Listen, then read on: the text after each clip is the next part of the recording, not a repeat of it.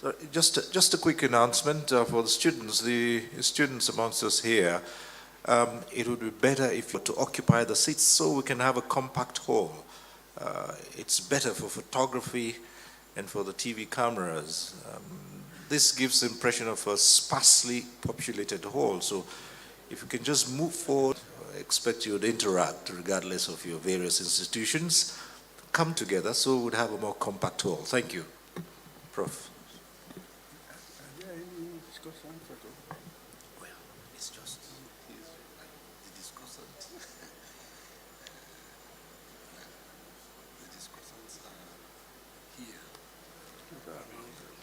So maybe the chairman. All right.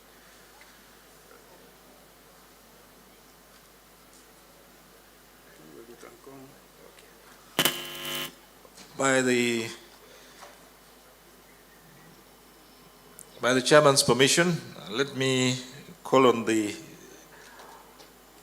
other presenters and the discussants here.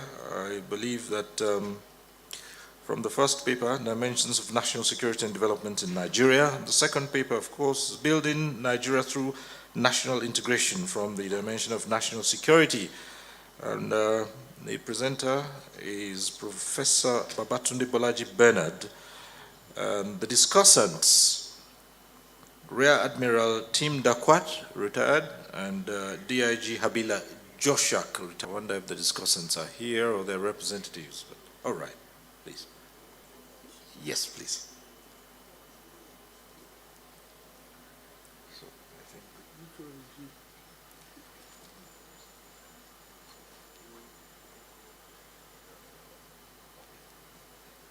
he's Rear Admiral Dakwat. That's him. Rear Admiral Dakwat. So I guess they will be the ones to discuss this. Both papers. Present his first, second. All right. So we have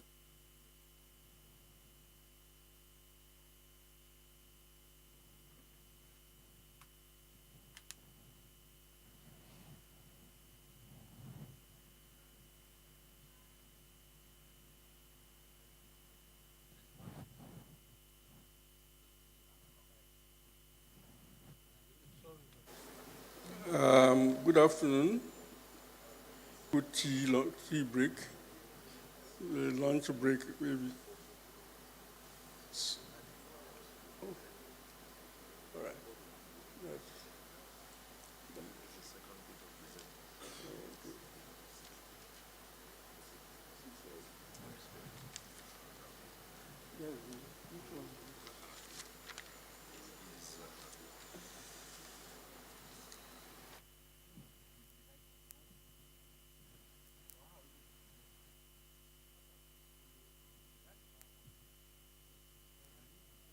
is gone already, so I won't like us to waste time. We have General Ogundele here, so he is going to start with the papers, and then I think we have enough time so that we won't have to hurry up, so we can discuss these issues properly. So please put down your notes as they go on, and afterwards we'll have a discussion on this. Thank you very much, Mr. General. Please come. Thank you very much, sir. I can start right away, sir.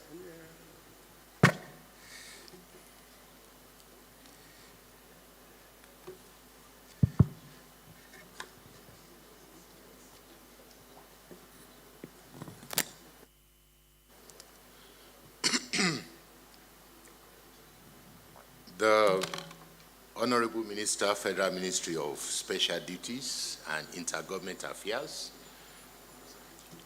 represented by the Permanent Secretary, okay, Mrs. Ibiene Patricia Roberts,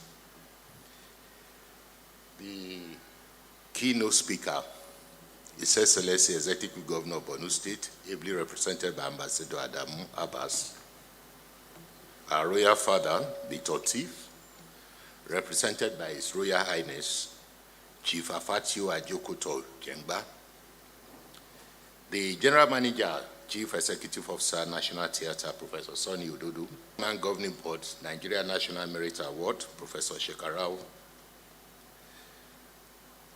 Chairman, Planning Committee, 13th Annual Forum of Law, Professor Hassan Mohammed, distinguished professors and scholars, ladies and gentlemen. Please let me lie rigidly on established protocol. I don't want to stand, because if I stand, somebody could accidentally nudge my fall down. And you know, if that is down, fear no fall. I'm already down on the protocol. So I want to crave your indulgence. If I didn't call your name or your position, please forgive me. Before I forget myself, I'm Major General Kayode Ogundele, retired but not tired. I'm standing in for General Martin Luther Agwai, Commander of the Order of the Federal Republic, former Chief of Defense Staff, Armed Forces of Nigeria, whose shoes are too large and wide for me to fit in. So I want to beg you, you allow me to pad the shoes. I mean padding, and don't mean the other side where they do some padding. This one allow me to pad the shoes so that I'll be able to put my feet inside. And I hope in the course of the lecture, I will not fall, because I'm wearing oversized shoes. So any mistake you notice in this presentation is mine, and forgive me.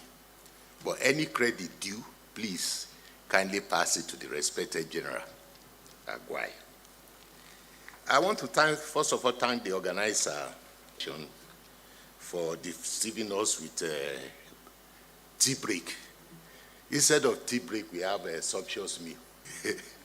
And because of this lecture, I will not do so, because I had my fill, but I'm not fed up. Thank you very much.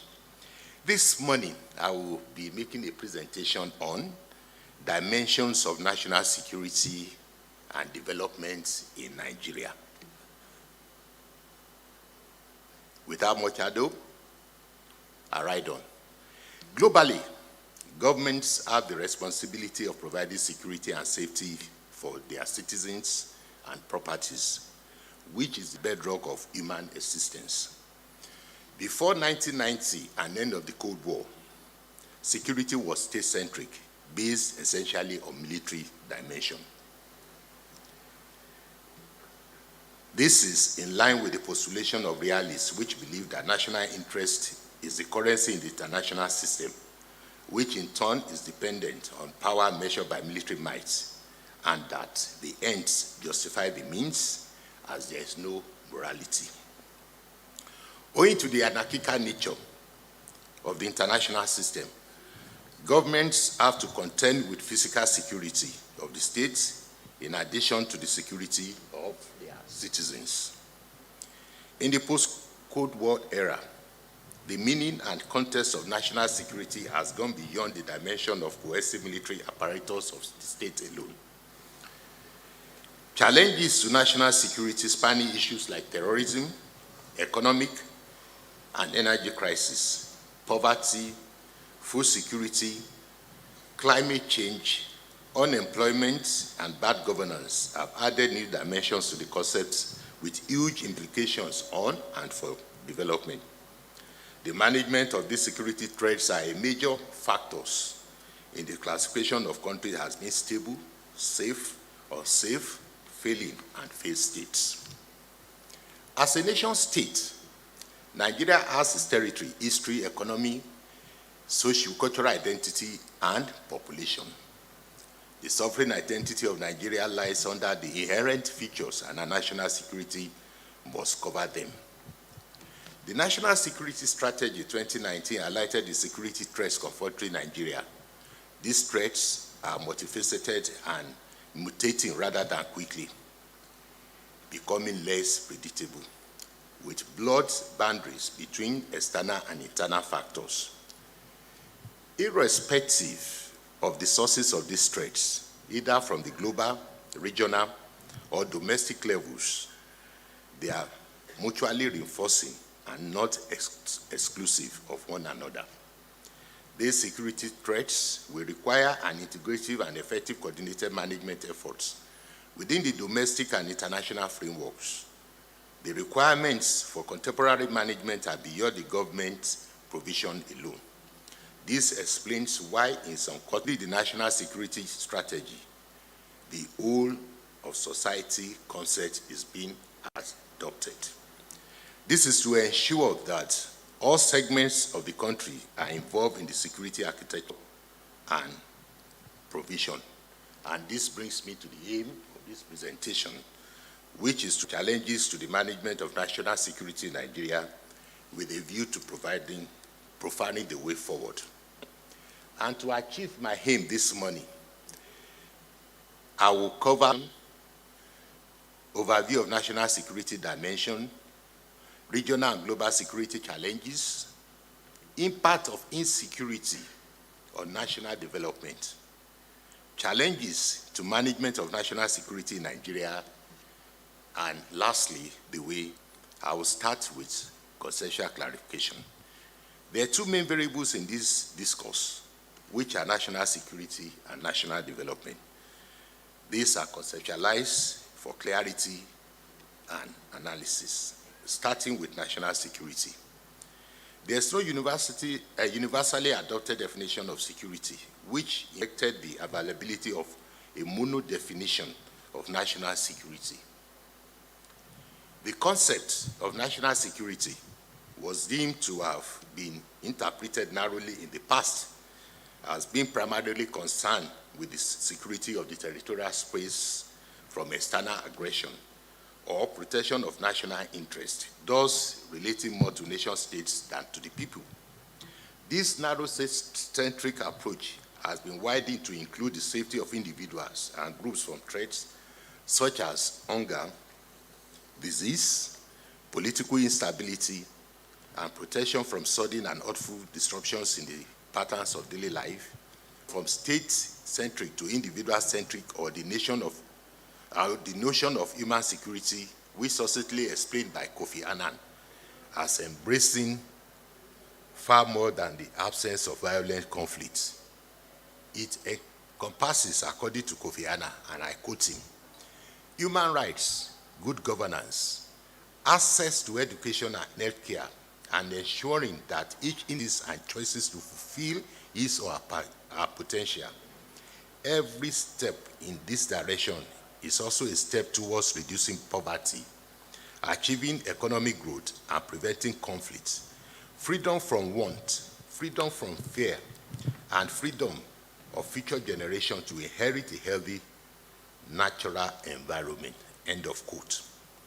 It is therefore imperative to note that in contemporary period, security of any social system is not necessarily a function of its military power, but essentially the aggregate of both military and non-military factors.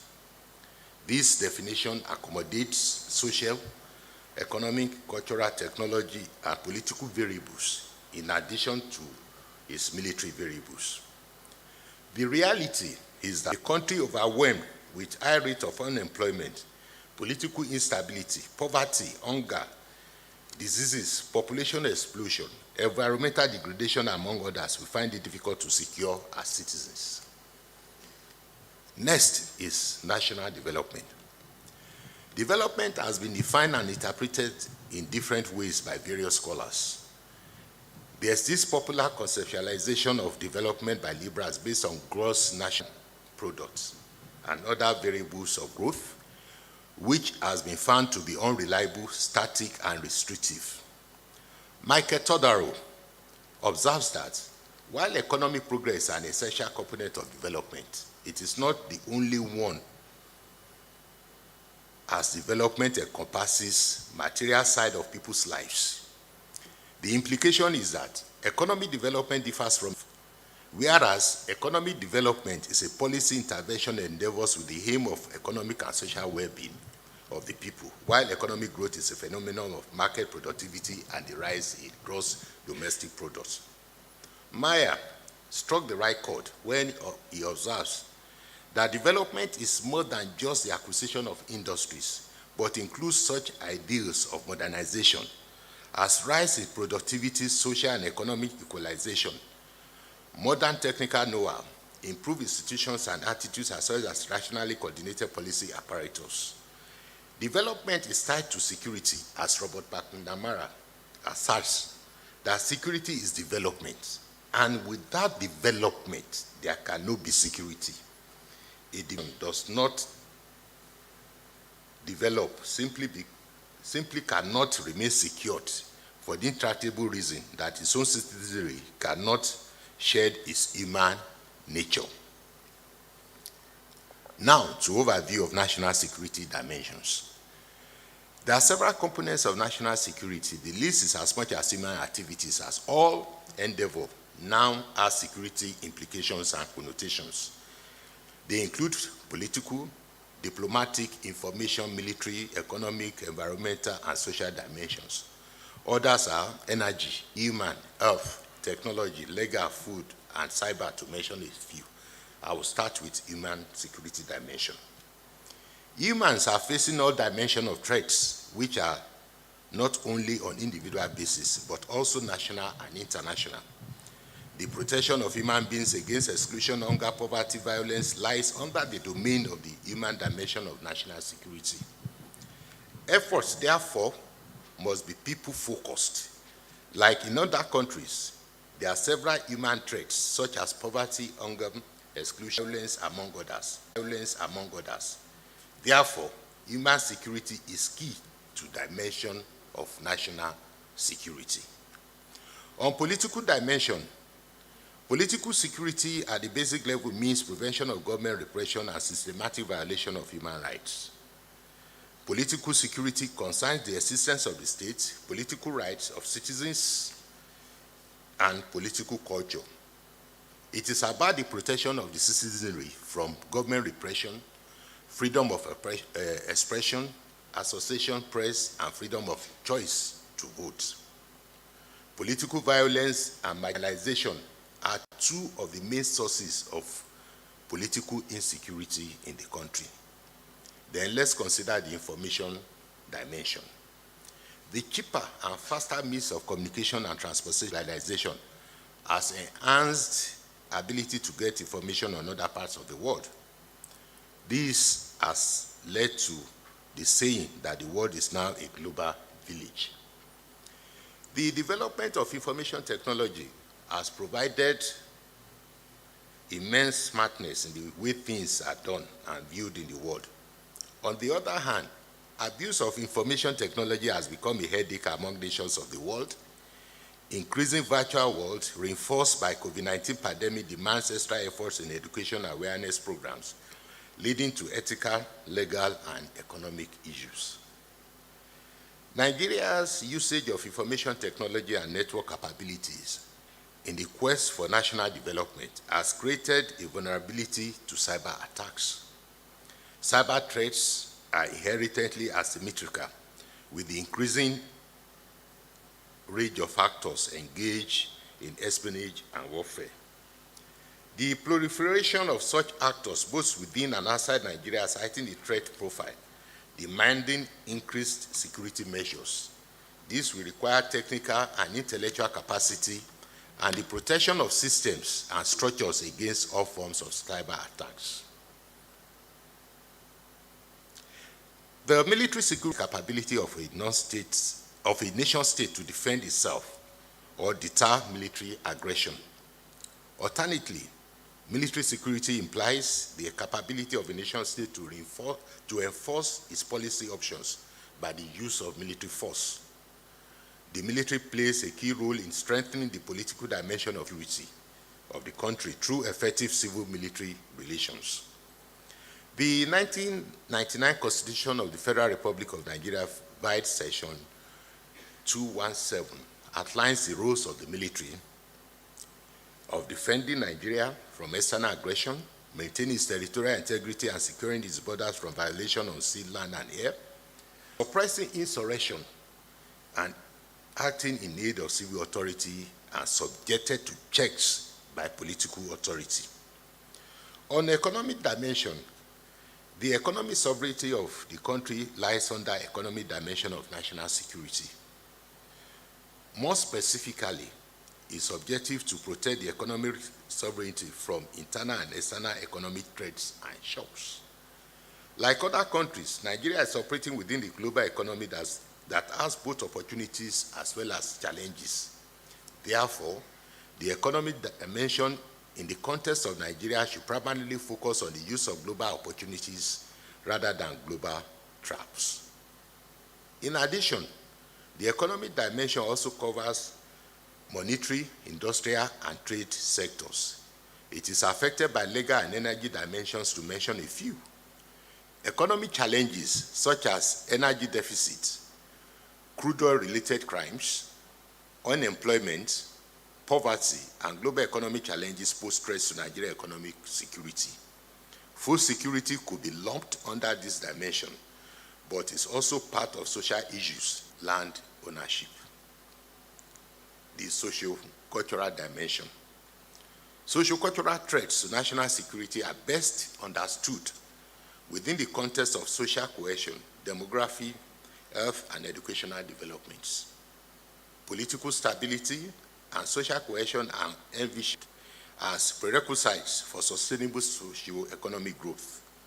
This explains the constitutional provisions to ensure an indivisible, united, and stable nation. Threats to constitutional order manifest as political intolerance, electoral malpractices, and violence. Deliberate and concerted efforts to grow and strengthen national institutions have been made, but challenges still remain. These challenges undermine the dream of a united and prosperous nation, as they breed political instability and insecurity, which require formulation of proactive and inclusive solutions. Nigeria's population is one of the fastest growing in the world, with a current estimated figure of 151 million youth between the ages of 15 and 34 years, or 70% of the population. This very large youth population is impacted substantially by poverty, inadequate health, and education services. In spite of moderate improvements across a number of health indicators, life expectancy at birth is still at 61 years on the average between the gender. On the educational sector, about 31% of Nigerians are. These deficits engender restiveness and criminality among the impressionable and vulnerable youth. Governance challenges also manifest in communal and ethno-religious conflicts. These conflicts revolve around the issue of citizenship rights and ownership, human and gender rights. Next to be considered is regional and global security challenges. Nigeria is not immune to regional and global challenges, considering an active participation in the global, among others. Nigeria will always align our bilateral and broader multilateral commitments under the auspices of international organizations, such as the United Nations, African Union, ECOWAS, as well as the Chad Development Commission, to drive the pursuit of our national interest. Nigeria's external threats have been shaped by interplay of global alliance systems. These interests of major players have continued to evolve, thereby presenting threats and opportunities for Nigeria. With Nigeria's expanding ties to so many countries, the opportunity for national development therein, the major concern remains the effects on Nigeria's economy. sustainability of our development efforts, and debt service obligations. The Sahel region and activities of a variety of violent non-actors, among others, are human, drug, and weapon traffickers, insurgents like ISWAP and Boko Haram, among other similar organizations, and their foreign supporters, financiers, and trainers, will continue to be a major threat to Nigeria's national security. The nation's border with our francophone neighbors remain porous, mainly unmanned with more than 1,400 illegal crossing points, providing the opportunities for criminal activities. Security of the maritime environment, which falls within the Gulf of Guinea, has also witnessed heightened level of piracy, oil theft, trafficking in weapons and drugs. These have adversely affected the economy of Nigeria, which is highly dependent on oil and sea routes. Let's take a look at the impact of insecurity on national development. The impact of insecurity on national development is usually disastrous, irrespective of the status of the nation involved, be it developed, developing, or underdeveloped. As mentioned earlier, it is an error to simply examine development based only on economic indices, as it will not provide the complete picture of the issues involved. This is more so with the equation of development with security. A few of the areas affected by high level of insecurity in Nigeria are economic development, trust and social capital among communities, culture of impunity being developed over years, lack of trust in the justice system, and poor electoral system. I will start with economic development. The focus on meaning of development is one that makes people the target of focus of the concept. Economic development refers to the sustained, concerted action of policymakers and communities that promote the standard of living and economic health of a specific area. Such actions will involve multiple areas, including development of human capital, critical infrastructure, regional competitiveness, environmental sustainability, safety, literacy, and other initiatives.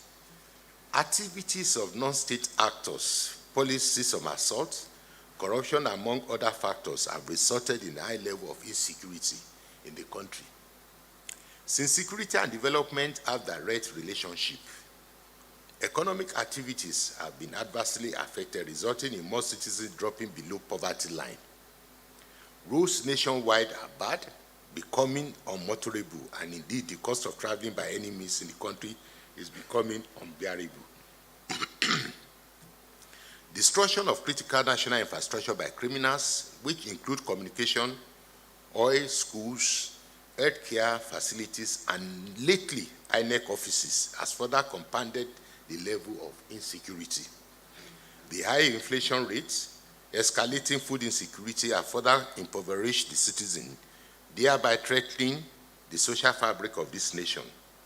Situation in the Southeast, for instance, where the separatist group, IPOB and ESN, have decreed on no movement every Monday for more than 18 calendar months now, is affecting economic development of that zone. On trust and social communities. Since the colonial era, ethnic, regional, and religious communities in Nigeria have engaged each other in violent confrontations. In their studies of ethnic relations in Nigeria, Leonard Plotnikov, Okudiba Unoli, and Olawale Albert presented lucid accounts of those intergroup clashes, confrontations by various communal groups have eroded trust and social capital existing in the communities, making them vulnerable to political and social manipulations.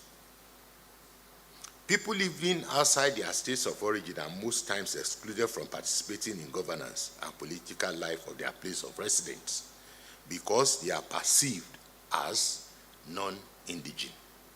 Lack of trust and social capital among Nigerian communities is fueling insecurity, making it difficult to attract investments from outside the environment and abroad. For instance, the violence in Jos illustrates the tendency by leaders to exploit the huge mistrust among communities to bolster their interests. Unfortunately, it is difficult to resolve issues resulting from tribal, ethnic, and religious sentiments as they present people's identity and value, which explains why ethno-religious crises in the country are becoming entrenched. There's also a culture of impunity in Nigeria, as the legal system and law enforcement agencies are not able to arrest, prosecute, and convict offenders. These has left victims of violence with little or no redress. The awareness of possibilities of getting away with acts of violence has fostered unabated continuation of antisocial acts. Reports indicate that more than 11,000 people were killed in hundreds of separate acts of communal violence in Nigeria between 1999 and 2007, without serious investigation and prosecutions of the perpetrators. During the same period, the country recorded several high-profile cases of politically motivated assassinations, including the late Minister of Justice, Chief Bola Ige. In all this, no one was convicted. Sadly, the capacity of Nigerian state to enforce law and order is undermined by the erosion of the state's monopoly of the use of violence, which is gravely challenged by cult gangs, area boys, ethnic militias, unlicensed vigilante groups, and bandits who operate in rural and urban areas. The armed operations of these groups are aided by illicit and unrestrained proliferation of small arms, light weapons. Now, to lack of trust in the justice system. The justice system is one of the legs in the tripod of law enforcement. The second is correctional service, while the third is police, alongside other security agencies charged with arrest, custody, investigation, and prosecution of offenders. The average Nigerian has the perception that he cannot secure justice in courts of law, thereby reducing the inclination for people to seek legal redress for crimes and complaints. The judicial dispute resolution, sanctioning, and reward has been severely accused of delaying justice or selling. Simple cases like Afri take years to be resolved for a couple of reasons, some of which are within the purview of judiciary, record taking in long hands rather than the use of technology. These have encouraged criminals, knowing nothing will happen to them for a long time after committing a crime. The situation as what is being witnessed today, in which non-state actors are arrested for high-profile offenses of insurgency, kidnapping, and various forms of trafficking are not prosecuted. The end result is increase in insecurity as perpetrators continue with impunity. Poor electoral system. Political parties are major building blocks of democracy. However, the electoral system in the country is poor and not responsive to the requirements for the development of political culture. Inability of many political parties to operate democratically has induced tension and violence in the electoral process. For instance, election into public offices is poor and mostly paid for, to electing those with no idea about governance or value to be added to the system in such appointments. Touts and antisocial elements usually take center stage during elections. Strong impression to unemployed and unengaged youths that taking up weapons and violently seeking for recognition is the only. The result is bad or poor governance, driving the level of insecurity higher and ultimately reducing or stalling development. Another scope item which is important we need to look at is on challenges to management of national security in Nigeria. There are several challenges to management of security in Nigeria which are well chronicled in National Security Strategy 2019. These challenges have well been discussed at different fora and generically highlighted under the dimensions of national security earlier. The requirement at this point is to examine these challenges, which include, but not limited to, apathy to security issues, poor or inappropriate threat analysis, interference of external influence, human rights issues, loss of moral values, and poor security architecture. I'll start with apathy to security issues. Most Nigerians have poor, lukewarm, or apathetical attitude to security issues. The perception is that it is the responsibility of the security agencies to secure them without any input from them, leaving less than 2 million to secure more than 200 million people. This has led to a situation where suspicious development are never reported to appropriate quarters, depriving security agencies information or intelligence needed to prevent and confront these challenges facing the nation. There's also poor or inappropriate analysis by our security agencies, which is as a function of poor selection process or requisite training, lack of knowledge and capacity. This problem is further compounded by non-availability of requisite data for analysis. The data on individuals are available and domiciled with different organizations and not centralized for appropriate usage. The poor analysis has resulted in situations where agencies are always reactive rather than proactive, as they do not plan for unforeseen future development or evolution of evil. Please, you will recall that when the Kaduna train mishap took place, after about 2 days, some situation reports surfaced on social media indicating that the train will be attacked. What I've noticed over the years in Nigeria, after a bad incident, maybe some security agencies to cover up their tracks for not proactively involved in stopping the incident, write situation reports after the incident, backdating it to indicate they are working. It's a trend I've noticed happening in Nigeria. And the first port of call for this bad behavior is the social media. And that one now aggravates the society more. So if you knew this, that so thing will happen, why didn't you act? And this further put more pressures on the government and also mistrust by the citizens. The citizens will now start creating conspiracy theory. Government has hand in it. Government is, if insecurity or insurgency is more than 2 days, government has hand in it. Credited to General Abacha. But I remember during General Abacha, there were issues in Niger Delta that lasted for years. So General Abacha never made such statement. So we have to be very wary about what we read on social media. Thank you. Interference or external influence. Security has been politicized in the country, resulting in the agencies being directed on what should be done rather than following laid-down processes and procedures.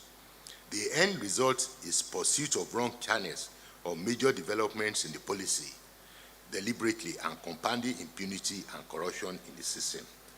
On human rights issues, non-governmental organizations and civil society organizations are quick to invoke human rights abuses in support of criminals, usually against government agencies, victims, and denying them of their own rights.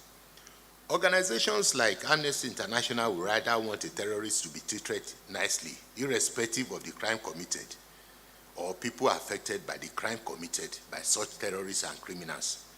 Such NGOs exploit the fact that Nigeria is a signatory to the UN Charter, conventions, and other protocols, not recognized by the same terrorists and the criminals terrorizing the state and the citizens. And they always advance cases to support fair treatment for terrorists, which should not be. Another challenge is loss of moral value, which is very important. If you look at those of us in our 50s, in our 60s, and you cast your mind back to what was obtainable in Nigeria, the decency, you were being taught by your parent that if a stranger gave you something, you should not accept, even if it's a friend giving you money. But today you see a small child, you ask him to do anything, he's expecting something from you in return. Everything is monetized in Nigeria today, even by children. So we need to work on our moral values. The loss of moral values in the polity has many implications, one of which is examining issues simply from monetary angle. People, including security operatives, are easily enticed with money or gifts to turn informants or provide information about the plans and activities of their services or agencies. We also have the issue of poor security architecture. Nigeria's security architecture is rather poor. The agencies are working in silos, or they are working like stovepipes, lacking in coordination, cooperation, and adequate collaboration. The leading agency in internal security is the Nigeria Police Force, and it's not under Ministry of Interior, which is the lead ministry in internal security. This has promoted unhealthy rivalry as each agency or services try to undo the others. In most countries, especially in South America, where they have one police force, like in Colombia, the police is either under Interior Ministry or under Defense Ministry. So there's that collaboration between the military and the police to secure the state. Where we are discussing state police, community police, we should also talk one issue. Where do police really belong? Is it Police Service Commission or Ministry of Police Affairs? Because if we want coordinated policing, which also include the citizens, because policing and security is everybody's business. The origin of policing is not traced to uniformed people, it's traced to the people. The people are their own police, they police their society. From internal aggression as well as from external aggression. Now, let's consider the way forward in the midst of these challenges. There's no single solution to overcome challenges of security and their management in Nigeria, as the causes cannot be examined on single factor. It is therefore necessary to develop workable and achievable measures towards curbing the challenges and management of insecurity in Nigeria. Some of these measures include security awareness, selection process, external interference, enforcing the law, and review of security architecture, starting with security awareness. It is necessary for all Nigerians to have security education to improve awareness of the challenges facing the nation and their capabilities within the structure. Parents should be security conscious and educate their children. Schools, marketplaces, worshiping centers, among others, could be used for security awareness program. Ministry of Information through the National Agency should lead in conjunction with Ministry of Education and ensure that security education is included in school syllabus. I remember during the Civil War years, we were in primary school, and we were being given security tips by our teachers. When you see hostile aeroplane, when you see this, you report. But today, in Nigeria, with all these security challenges, more than what we even had during the Civil War, because I tell people that what is happening in the Northeast is more than rolling Nigerian Civil War, ECOMOG operations, and Bakassi together. It's only when you've not been there, you will not witness this. Because in those operations, you've never seen where they slaughter human beings like cow. We never saw where people tied bombs, women, children, made to carry IEDs and explode themselves. We need security awareness lecture. And I'm very sorry to say, I don't want to castigate any organization. The National Orientation Agency needs to do more, and the Ministry of Information to educate our people. Our people require education in this aspect. Now, selection process into security agencies. The selection process into any security agency should not be compromised based on interest and not about looking for job, for words or touts of politicians or government officials. Often you see people coming to me, my son is very stubborn, I want him to join the army. We need level-headed people to join the army. If you can't train your son, too bad. Army cannot train your son because we need good people. And that's what happens. When recruitment exercise begin, all the layabouts in the village, because they have connection to one politician or the other, they come and dump it on the security agencies. And they, in turn, because they have their own agenda, you see them, they always struggle to go to the roadsides to collect cattle tax, jangali.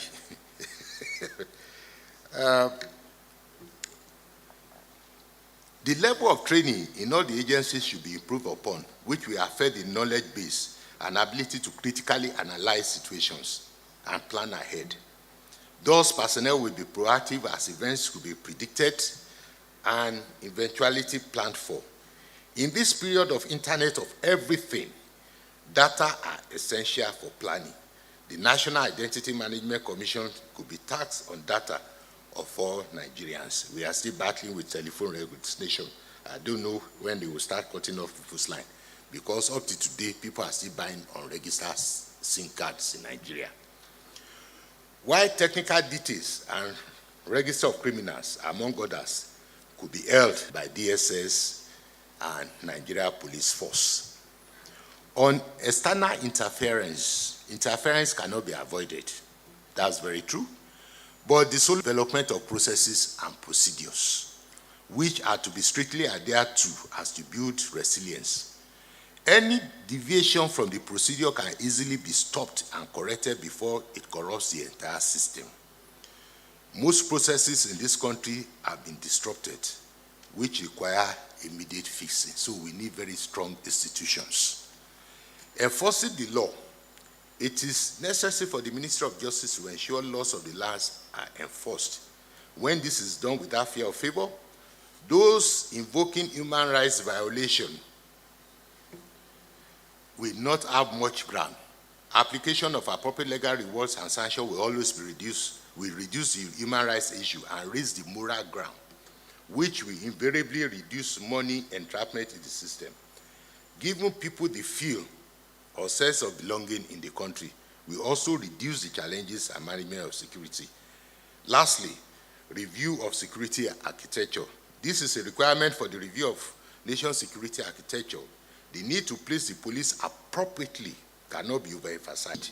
For the review of various acts that establish the agencies as their overlapping responsibility is on the I side. Overlapping responsibility is necessary, but must be within certain limits. The review of the architecture will allow issues or security problems to be resolved at grassroots level, rather than waiting until they threaten the system and call on the federal government to resolve. In Nigeria today, everything is federal government. We've even forgotten about the local government and the state government. In conclusion, sir, security is development, and without development, there can be no security. A developed developing nation does not develop cannot remain secured for the intractable reason that its own citizenry cannot share its innate human nature. Some dimensions of national security today's setting include political, diplomatic, information, military, economic components. Others are environment and socio-cultural, energy, human, technology, legal, food, and lately cyber. Nigeria has always aligned our bilateral and multilateral commitments to UN, AU, ECOWAS, and other bilateral and multilateral organizations like the Lake Chad Development Commissions. These notwithstanding, the interests of major to evolve thereby presented threats and opportunities for Nigeria. The nation's border with 1,400 illegal crossing points with our francophone neighbors has always posed a national security threat, impacting negatively on national development.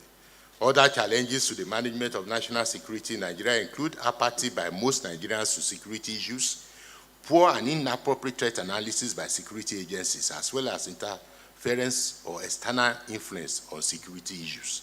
Others include human rights abuses. Others include human rights issues, misinformation by both international and local human rights groups, loss of society and moral values, as well as poor security agitation. The way forward, as profiled by this presentation, includes citizen security awareness, process into security agencies, development of processes and procedures, as well as strict enforcement of law. Thank you for your rapt attention. I hope I've been able to ably represent General Martin Luther Agwai. Thank you very much for your rapt attention. My references are shown on the screen. Thank you, sir.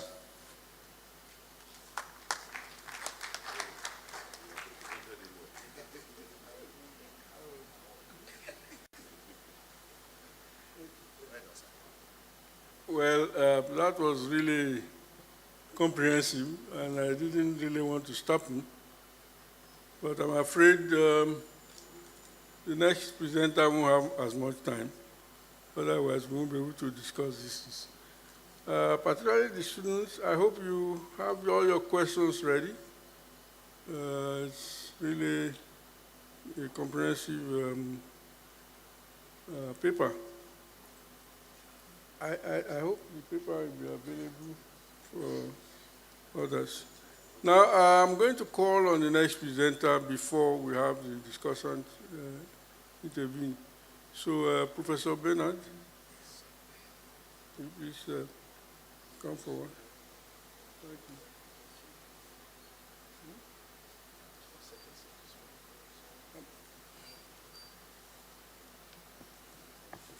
I think I'm going to give you a lot of time, 15 minutes.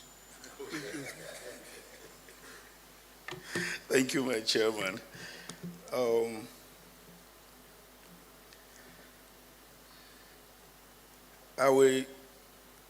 I believe with the first presenter,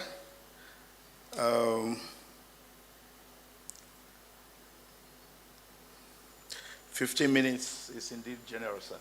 Thank you very much, sir. Because he presented first, and I have worked with General Martin Luther Agwai before. I've been at his many of his presentations. When I was given this topic, I actually wanted to call him for materials for what to say. But fortunately, even without calling him, he has done 3/4 of what I'm going to have to say to you. Even if I don't present my paper to you, we can successfully discuss all that I have in here. So I'm going to be referencing what he has said. Major General Kayode Ogundele retired. I thank you so much for doing justice to that presentation. It makes my own work a lot easier. I'm supposed to look at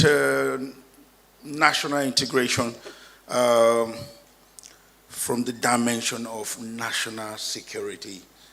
He has sufficiently told us here how the two are knitted together.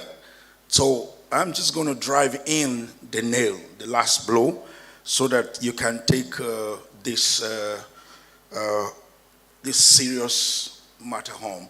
I wonder if there's a projection of my work by anyone.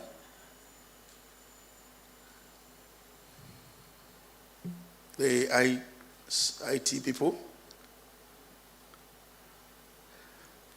Otherwise, I will start out because I know I also gave my PowerPoint. Again, I will not wait because it's very important for me to drive the point home from my perspective, hoping to drag. He has also accepted as a major general who has fought war in this country, and as a general, that's Martin Luther himself put together in their presentation. They have agreed, they have submitted to the importance of national integration. We don't have it. There is no amount of security in terms of enforcement that's going to work. Will we end up killing ourselves? A lot, because the people they take arms against are their people, they're Nigerians. It's the same people. But if we have national integration, the work of the police is going to be easy. The work of the military. When I was my father was a general. When I was growing up, the soldiers were in the barracks. They were never on the street. If soldiers come, then that issue must be quenched in 24 hours. My elders, if I'm saying something other than what you know, please, you can confirm. I mean, when the military police came in, then the police, from the civility, hands over to them a bit. They tried, they cannot. I remember the Metaseni situation in Kano. That's when we came back from Moscow. I was barely, I don't know how old I was. But when the soldiers came out, I think it was 3 days, effectively, when the main man was taken down. General, I remember it vividly. And then, so there was this respect. Immediately the soldiers are on the street. You know that you can go and sleep. The matter will come to an end. In the course of my quick presentation, you will find out that once upon a time, we had national integration.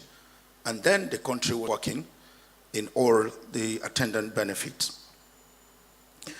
One of the things that I needed to call all our attentions on, it's usually at such fantastic outing as this, the politicians always come and do the opening ceremony. Maybe we should always leave to invite them during the closing ceremony so that they can be part of these technical sessions. Because here now, we are all technocrats, as best as I can see, so many of my professors. And then if you sit with them one-on-one, they are half sleeping and half listening. Outing like this, in a technical session like this, they'll be forced to take away a sentence or perhaps a paragraph. National integration means combining various parts. In Lema, I was tickling with my work as he was presenting. National integration means combining various of making them one.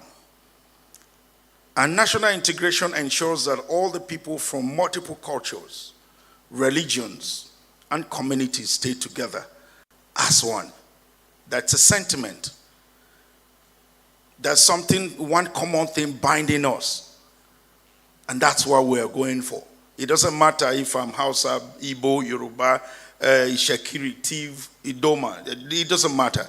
There is a common thing, and once upon a time, in my early years of growing up, my pride for this country was as a result of this thing that I saw.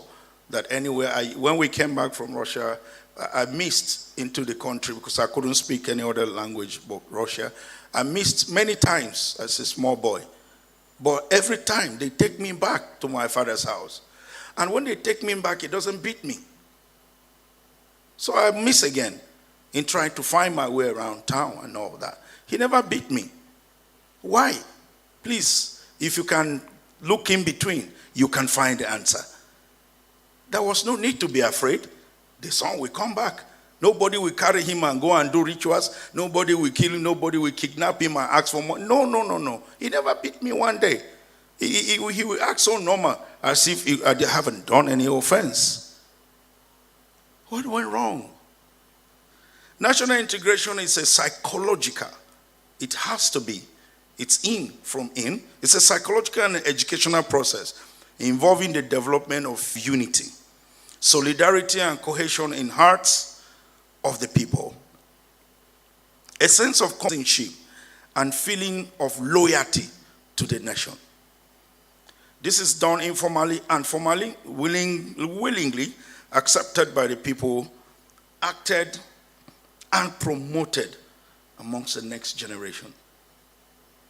Like in the US, well, if you bring a US citizen and put him in the secondary school, like my cousin, my niece, rather, came to my house yesterday, you will see the problems. You will see the difference. You will see his mindset. He suddenly feels he's in charge of the class. He suddenly feels this aura of number one citizen of the world. There must be a consciousness of instigating such nationality in the young people so that Japa will not be a popular song amongst them. National integration, the feeling of oneness and unity among citizens of a nation. This is sentiment. There must be a sentiment and recognition of being single unit despite all the differences. It is essential to maintain, this national integration is essential to maintain the peace and prosperity of a nation. He said it. Without development, security can't function. You just keep killing your people. Nigeria is essentially a country with people living and believing in harmony for better growth and development. My missing continue each time we go to the village. I get lost, go everywhere, they carry me, they bring back, and then since it's a royal family, they must bring me back with yam and whatever. It's not their fault, but they found me, and the son of, they will bring yam along. I don't understand how those things worked. But that I don't know where we lost it. But I really don't want to get emotional. I want my Nigeria back. Promotion and invoking of this sentiment is essential to maintain the status and development of a nation. For a country, national integration plays key role in and it is the most critical agenda for us to move forward. It brings people closer despite the differences. The need for national integration. It will strengthen our nation, our constitutional values. It will prevent conflicts. It will remove social injustice and promote peace. It will stimulate economic growth, development, and prosperity. It preserves democracy, engenders civility and responsibleness. We don't need the policeman. You have no idea the joy of living in a society that is civil. You don't need a policeman to carry cane or gun before you do the right thing. It's my simple layman definition of civility. You know it's the right thing as an adult child. You do the right thing. You don't have to be coerced. That is civility. If we have a common sentiment nationally we all believe in, it will be easy to have civility. It protects our country from foreign aggression. He said it extensively. Our vulnerability to external influence is as a result of the disintegration we have internally. Without national integration, we will have multiple national opinions. Everybody right now feels they know Nigeria better than another person. That's exactly the situation where we are. You have differing national opinions. That differing national agendas, that we equate to clamor for secession. Let's give us our own. Make where they go. Resource control, insurgents, banditry, kidnapping, etc., which will result to national disintegration. It's a vicious cycle. Check with South Sudan and some very good examples. So, I have followed my father around the country and lived in many ethnic groups. If we know the wars between Ishekiri and Urobo, we know the old wars between this tribe and that tribe. Biafra, for instance, if they separate and go, Imo man does not like Anambra man, they share boundary. If there's anybody who can come out and dispute what I'm saying, I will give you facts. Anambra man doesn't like Enugu man. Enugu that Ebonyi was carved out from, they don't like each other. So the issue of, just like in South Sudan, they separated because there was no common ideology. All they wanted was, we have oil, go leave us with our oil. Now they have the oil. There is war. It's no longer, it's not Sudan that is responsible for their wars. It's between themselves. So will it happen? Enugu man will say, now we get coal, now we they bring coal. Abia will say, now they manufacture stuff and all that. We deserve to rule with this. Then the cycle will continue. So at what point? It will break away to the family level. Because even at the family level, there is this sentiment. So where do we break away and give the external influence a chance to infiltrate? It's my concern. We don't have national integration, then there's religious bigotry, tribal sentiments, inequality, favoritism, insecurity, external influence sets in, eventual destruction of a nation, values and system, judicial, traditional, and so on. Loss of international political relevance. When I studied abroad, other small African countries, people from there claim to be Nigerians. If you study abroad, you will know. They claim to be Nigerians. Once they are black, they claim to be Nigerians.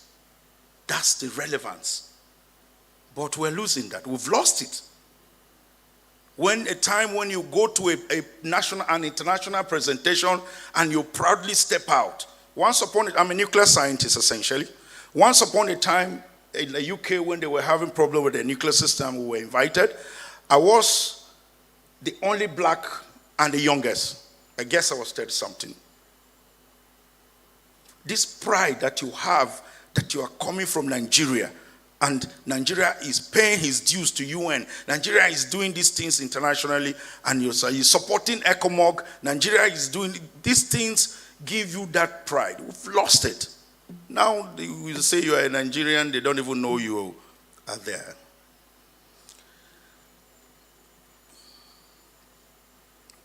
Look at Mahatma Gandhi with respect to importance of national integration. There is nowhere where humanity lives, anywhere in the world, go to the Eskimos, the harshest of human beings.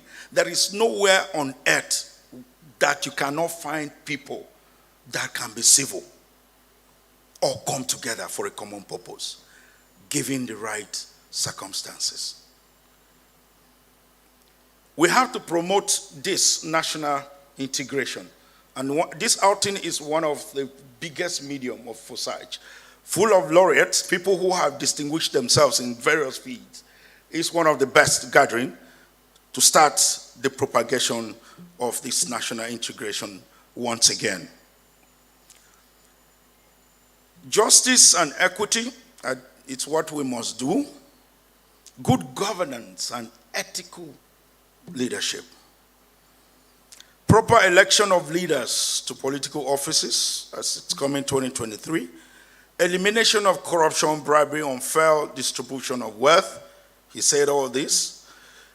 Back in the days in the village, if somebody becomes a bad person, the village will vomit you.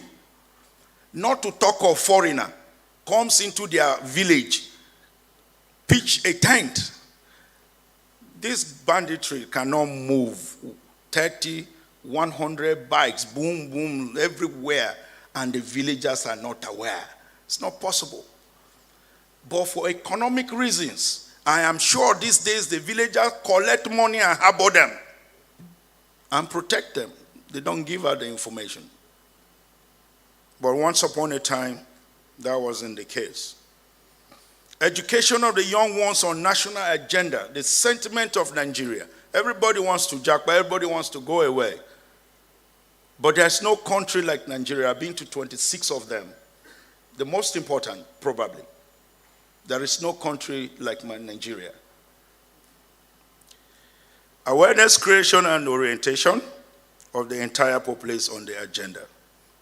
Let's just pick a bit into the, I'll just rush this because he has said most of what I want to say. Let's look at the Rwanda. So having killed themselves in a genocide, fight, kill your brother. Just look at someone you are speaking the same language and shoot him. Doesn't matter. My interest first. My vision, Paul Kagame would say, of Rwanda is a united country that feels itself as an integrated into a country that is developed and has eradicated poverty, a country that is democratic, and above all, a stable country at peace with itself and its neighbors. They had a reconciliation model, intentional. They sat intentional and say, we have to go this way now. We have gone that way, it didn't work. We have to go this way. My fathers, my students, Nigeria needs to sit down and also design a national reconciliatory model. We have fought wars. Communities have been wiped out. The banditry, Boko Haram, the insurgents in the Niger, these peoples have been killed. So you go to a market, you want to buy gari, and the person suddenly realizes you are from a tribe that they fought with. Something goes wrong. You get half the cup of the gari, well packaged for you, but something goes wrong. There's a popular advert of a lady nurse going to look for accommodation. And then the landlord say, oh yeah, you're a nurse, you won't owe me. He said, where are you from? He said, from Akamata. Akamata what? Get away, go back. I hate them. Oh, come on. But that's where we are. This is reflecting in national policies, reflecting in national gatherings, is reflecting everywhere you go. We cannot move forward as a nation. Bring an angel to be the president of this country, we can move forward. There must be a reconciliation model. They redefined Rwanda. They remember things, people, injustice, all that humiliation. They apologized and they moved forward. There have been coups in this country. People were killed, counter coups, wars. There must be, we must sit down. There must be a reconciliation. I challenge the generation ruling us to do this and hand over a good Nigeria I met in the 70s back to us. So the human transformation founded on homegrown approaches. Nigerian situation is unique. If you leave Nigeria, we will just be fine with ourselves. That was the situation when I came back. If you look at our music industry, they've taken over the world subtly. Now you can't sing in Nigeria if you don't collaborate with a Nigerian. It won't sell. It has entered Africa. In faraway Morocco, Morocco is a secular country, but in faraway Morocco, when I served the UN there, in Oualidia, a village Morocco, when we got into this thing and they discovered I was a Nigerian, the DJ played P Square then. P Square and all the Rainy Boys tea, we left that club that night in Morocco. Why can't we also look at other areas of our national development and integration and promote it or handle it the way the musicians have done subtly Lagos. The world is waiting for us, according to Mandela. The world is waiting for Nigeria. The Africa is waiting for Nigeria. We take the lead and we can take the world. So they instituted a National Reconciliation Commission, which was saddled with the responsibility of educating and mobilizing the population on matters of national unity and reconciliation, carrying out research, organizing debates, just getting back the people to oneness and forging ahead, common goal, making proposals and measures, educating and mobilizing the populace and so on. Like I said, I will jump over this. We have once had a national integration. I witnessed First Act 77. There have been national festivals. You need to see, are these the same Nigerians? When we have national events and people don't care where you are from and hug you and romance you and eat your food, you eat their own. They try to speak your language. What, are they different? Are they extracted from before? Or they are the same Nigerians of today that carry out this? Argungu, if you go to Argungu, an Igbo man, I don't know if you won that year, participated. So what is the difference? So we once experienced national integration. When we wanted the independence, we came together. It was different tribes, a concoction of Nigerian, a true representation of Nigerian state. And we got our independence. We had a common agenda. What happened? I will just, in 2 probably more minutes, my chairman link national integration to security. I've been trying to do that. He has done that sufficiently. If we have a common voice and we don't need somebody to flog us on the street, the work of the police is reduced. The army will be in the barracks. The budget of the army will be utilized for warfares in terms of protecting our territorial integrity. We have, technology has gone advanced so much.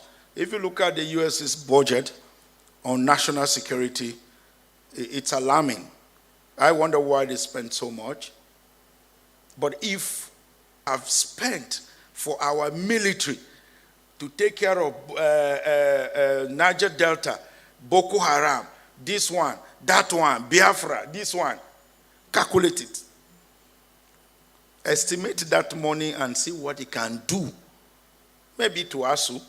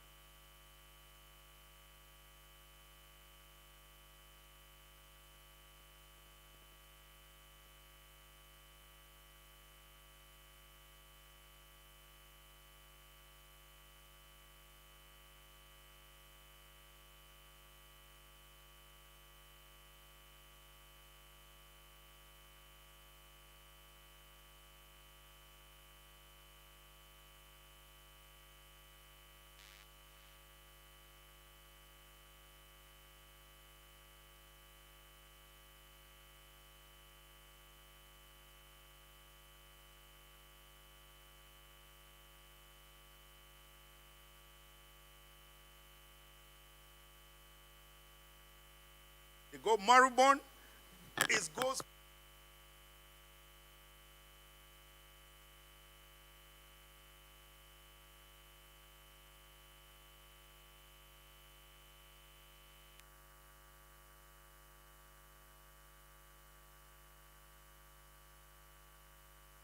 Insecurity issues nationally.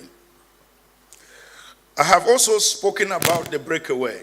It is a vicious circle.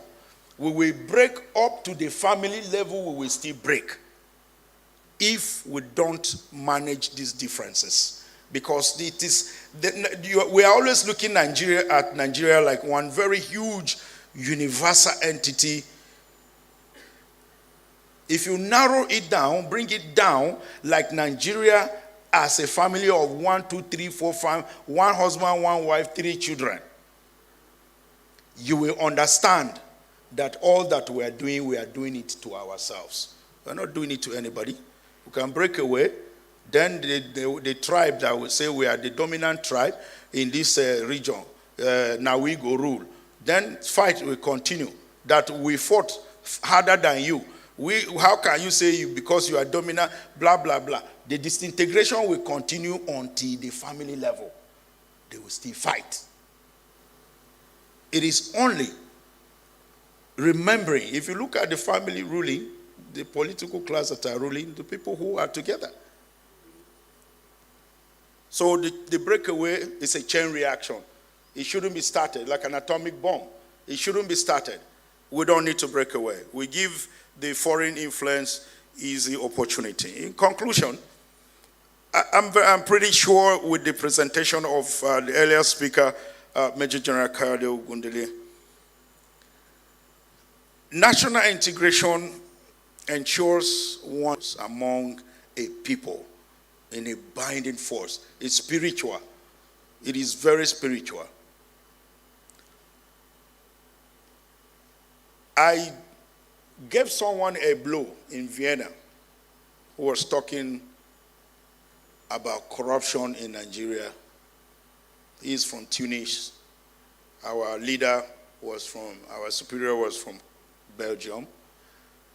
And when I tried to convince him that Nigeria couldn't be corrupt if they did not introduce it to us,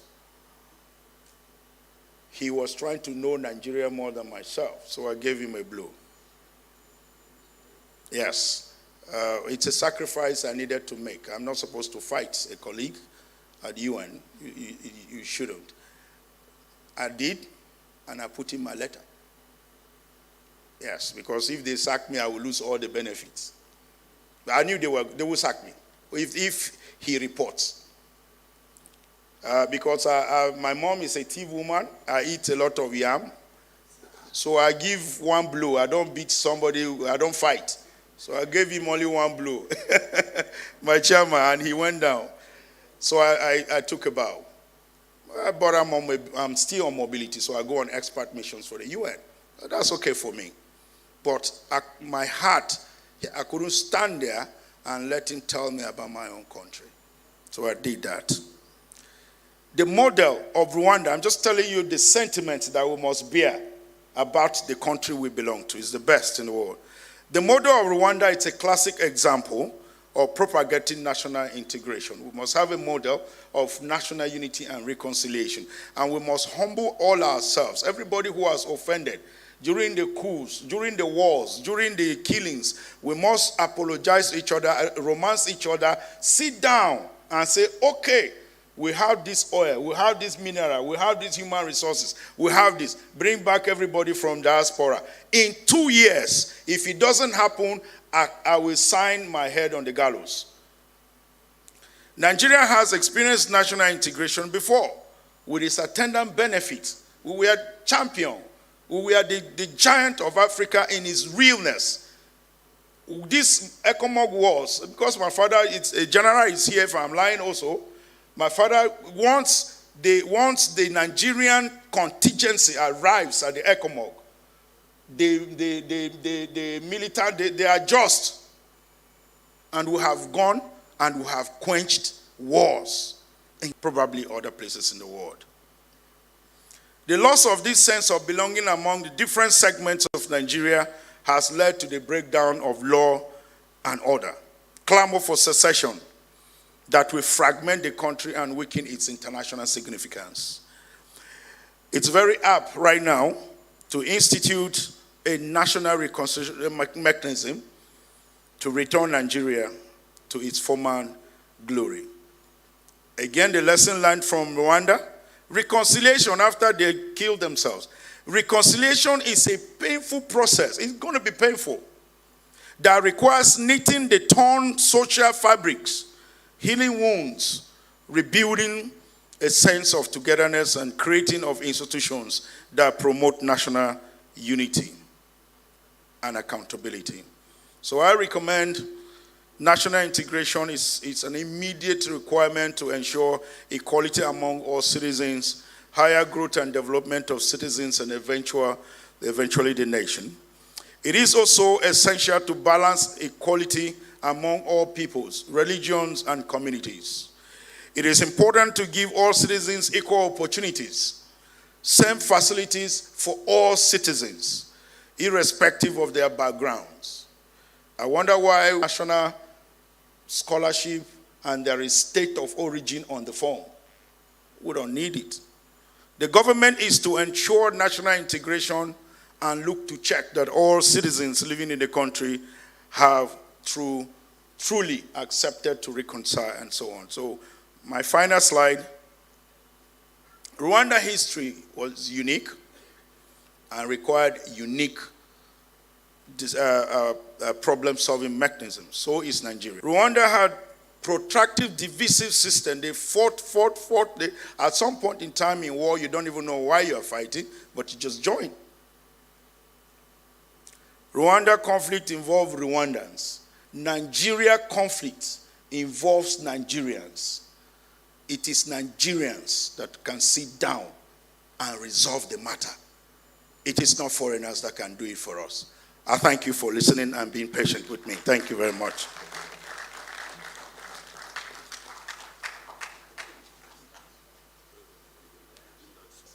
Thank you, Professor Bernard. I'm sure some of you will be wondering why I don't insist on time.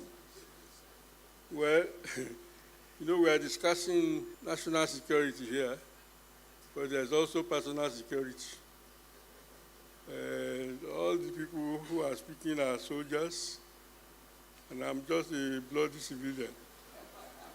So I have to be very careful about insisting against their wishes.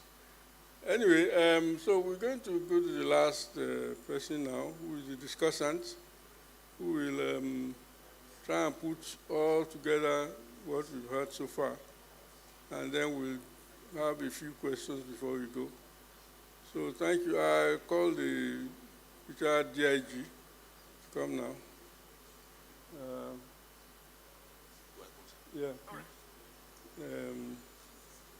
You have your Abila. Thank you, sir. Thank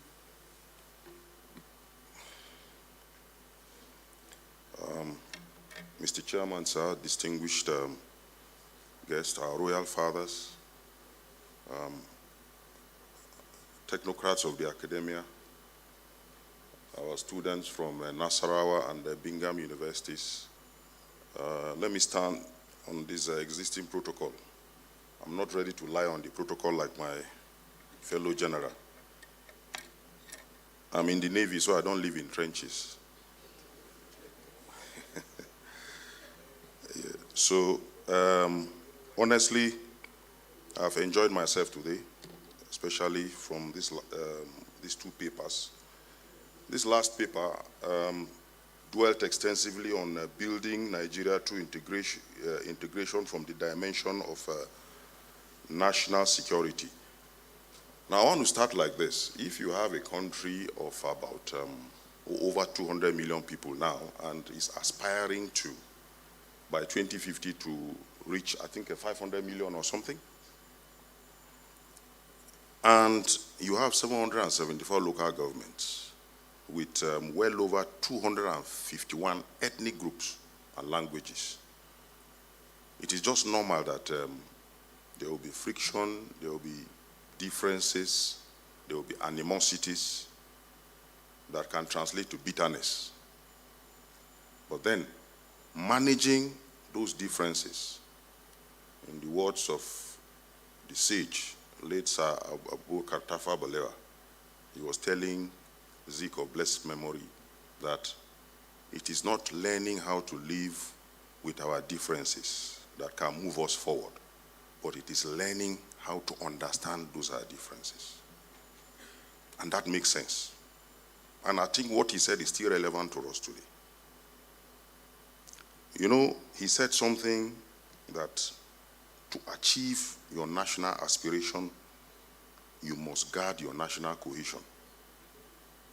I think Nigeria has found itself at the crossroads today, because severally, and it is echoing, it is being represented, especially on the social media. Not everything on the social media is right, but there are some elements of truth.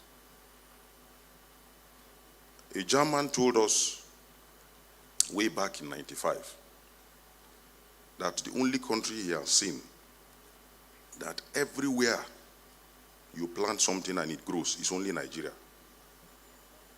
And then somebody from Switzerland told us that there are hills. You know, you have this Aso Rock here. Have you noticed that trees grow on Aso Rock? There are trees. You find vegetation, isn't it? Flora, fauna. But he said in Sweden, in Switzerland, Germany, the whole mountains are covered with ice. So you can't farm anything. And if you look at the natives, they farm on the mountains. I was privileged to school in Pakistan. They have 9 mountains. And year-round, all of them are covered with snow. So there's something unique about Nigeria. And there's something unique about Nigerians. And people will tell you that Lord Lugard was the person that amalgamated us. But that is not true. We have been amalgamated even before Lord Lugard came. Why do I say that? My grandfather used to be an escort. You know, he used to escort merchants that come from all over the north to the plateau to get food, to get iron and all those things. He escorts them from the plateau to as far as Borno. You know, that time they were trekking. And one thing he made us realize is that in Borno, no Nigerian likes red oil like Borno people. I don't know whether it is correct. Where do they get the red oil from? From the east. So it means the Easterners, the Igbos, used to ferry all those things across the Benue, down, up north. In Zaria, where I schooled, you know there's a diplomatic enclave in Zaria city. I don't know how many of you know that. Why do they have that diplomatic enclave? It is because Zaria was central to the distribution of kola nuts to the north. Is that how many of you do history here? So you can challenge me if I'm saying this thing. So the kola nuts that were grown in the southwest and parts of the south were not. There's no market for it there. The market for it is in the north. So you can see, I was a commander in the naval base in Lokoja. And we had a lecture by one Professor Omolewa, I'm sure he was also in the United Nations. And his lecture was a historical analysis of Lokoja. You know, it's a confluence town, right? And he told us that even before the colonial masters came, before the advent of any foreign intervention, people from Congo used to come to Lokoja. People from Niger, not Niger State, from Niger. They used to go across, Niger. They used to sail down and come to Lokoja. So that tells you that Lokoja was the first international market in sub-Saharan West Africa. So the question is, where did we get it wrong? Now, I told you I retired from the Navy to tell you that there's something unique about Nigeria. There's a spirit in Nigerians. Nigeria's flagship, Enenesaradu, when it was making its maiden voyage back home in 1981, fell into the Atlantic at the Bay of Biscay, somewhere North Sea. in the night, not daytime. And the commanding officer then, retired Admiral Fingesi, assisted by Admiral Anyila, all of them rose to be admirals. They recovered that man in less than 6 seconds. Do you know that NATO countries, North Atlantic Treaty Organization, including the United States, they have done exercises to beat that record. Till today, nobody has beaten it. And I'm told that there's somebody, I look forward to seeing him, Philip Emeagwali. The internet we're enjoying today, he's the one. Is that correct? Eh? I think we can go everywhere. There's one young man in Maiduguri who has powered a solar car. Is that correct? So you see, there's something about Nigeria. There's something about the Nigerian experience. And I can tell you, okay, we don't need to go 2 years. If we get this thing right in 1 year, things will turn. It will, in fact, there will be a radical twist. Because everything is available.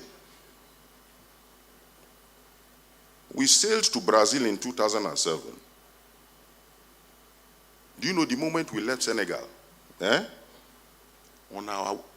think on our way back. Normally you stock food on board. Now there's an exercise you call crossing the line. That's the equator. It's a ritual. You know, we mariners, we say that when you are crossing, you must appease the Lord Neptune, who is the Lord of the 7 seas. You know, these are rituals that were handed over to us by the Greeks. The officer that conducted that exercise, may so rest in peace, we lost him. I think he's going to be buried sometime in January. But he researched into it and came up with a template that even the British had to adopt. You know, they were seeing how we're doing it via satellite. You understand? So why will a British man come and collect something from a black man? The British Royal Navy is one that gave birth to the Nigerian Navy. So from them, not the other way around. My joy is I'm happy I'm talking to a younger group of people. Maybe some of you will find yourself in the Navy one day. And we expect that you do better than what we have done. I thought you would say amen. Mm-hmm. So you see, some of the things he said had to do with that. One of the things he said was that national integration will significantly or substantially reduce insecurity. And I agree with him perfectly. You know, if you are getting married now, nobody knows anything what you are doing. Do you go to the police to get permission to get married? But when things scatter, you still go back to the police. When you are signing contract, no police is there. Or you are doing, what do you call it? You are when you open a shop or business there. But when things go wrong, you still go back to the police. Police report, police investigation, investigating police officer, and so on and so forth. What does that tell you? The police is central and indispensable in our national life. So, but how can we assist the police? Because the first speaker spoke about something they call comprehensive approach. That is whole of government approach. In other words, all of us are in the business called security. It pained us at the peak of Boko Haram. That was 2015-16. Would you believe? I'm saying it because both of you alluded to the fact that there must be societal awareness, National Orientation Agency to the rescue, Ministry of Information. But I want to add to that the National Communications Commission, they are also stakeholders. Now, would you believe that in Kaduna, there was a whole, a neighborhood. Most of the people staying in that neighborhood had sealed their front doors. And it has been like that for years. I mean, if you are living with your neighbor, you access your house or your flat, the neighbor is accessing his own flat through the back door. Shouldn't you ask questions? Yeah? You should ask questions. But you see that level of docileness I don't know whether it's timidity or stupidity, whatever you call it. At the end, it was discovered that that is the IED factory for Boko Haram. Now, when I tell you that I was commander in Lokoja, you know, one of the Sheikh House is in 2013, when the first one were killed. You know, there were 4 Sheikh House. So that first one, when he was killed, his assistant was on the run. So imagine that guy leaving Maiduguri and ending up in Felele in Kogi State. Felele is where you have the Federal University, right? And he was there enjoying himself. He found sanctuary in that place. He had organized Okada riders who were bringing him income. You understand? And because he did these casual workers, they were not expecting it. He gave them Okada. They kept quiet. You know, we have that mentality. Wouldn't you ask questions as, who is this Okada that is just giving me Okada free? And he told them that after 6 months, they can take the Okada. He had as many as possible. So all of them were at his beck and call. He would call them in the night when he wants to go and enjoy his life. He was like that for almost 6 months. But you know, there's no perfect crime until one day we got a lead. When we went to pick him, I think around 5 o'clock in the morning, by that time, from his night out, he was sleeping. He could not believe that he was surrounded. Now, when we accessed his flat, you know, as at that time, most of the university quarters were uncompleted buildings. So he got one in a very, unlikely location. He renovated it. You understand?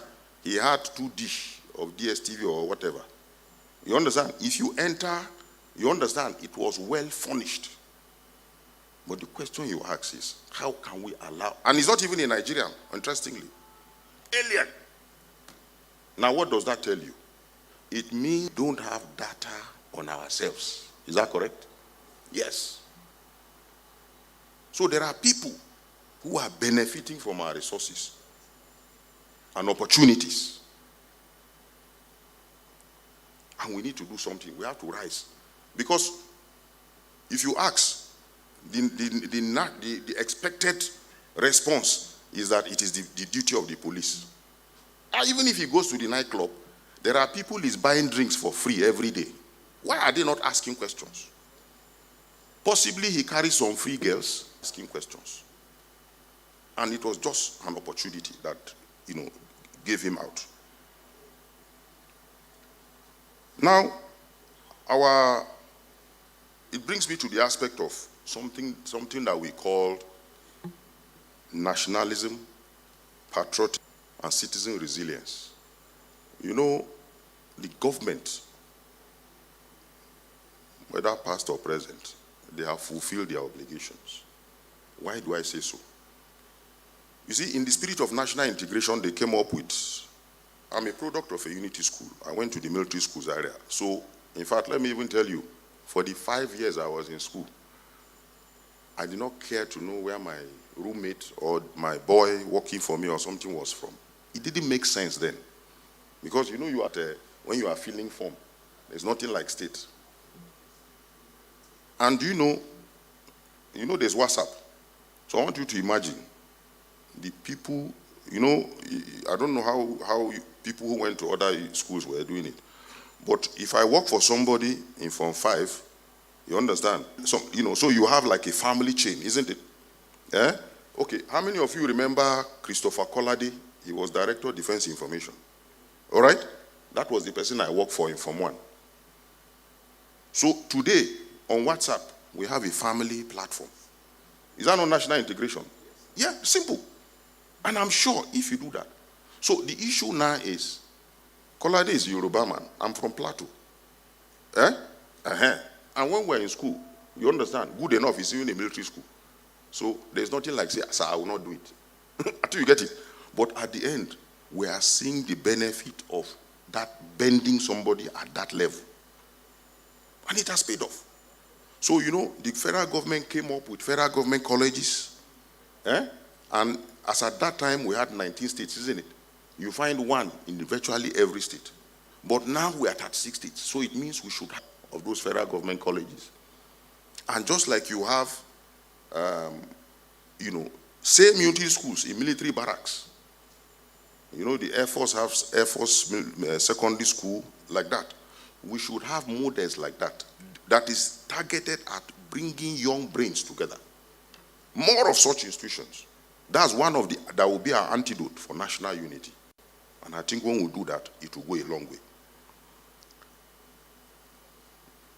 Now, that's, of course, NYSC. Thank you very much. He talked about Nigerian music, isn't it? I told you Nigerian music as well. Is Fela not a prophet? Yes. Exactly. You know, most of us cannot speak Hausa, but one of the tunes I like to listen to is from somebody called Mamman Shata. The British and the Americans recognize him as one of the greatest philosophers that has ever lived. But I know most of us will not know because reading culture is gradually dying. You get it? So, you see, everything you do they must have sense, reason, and purpose. Well, by sheer coincidence, you know, he talked about his father. My father's house in Funtua was opposite Mama Shata's house. And let me quickly tell you, there's one thing that Mama Shata used to disturb my mother for. You know, Tuan Acha.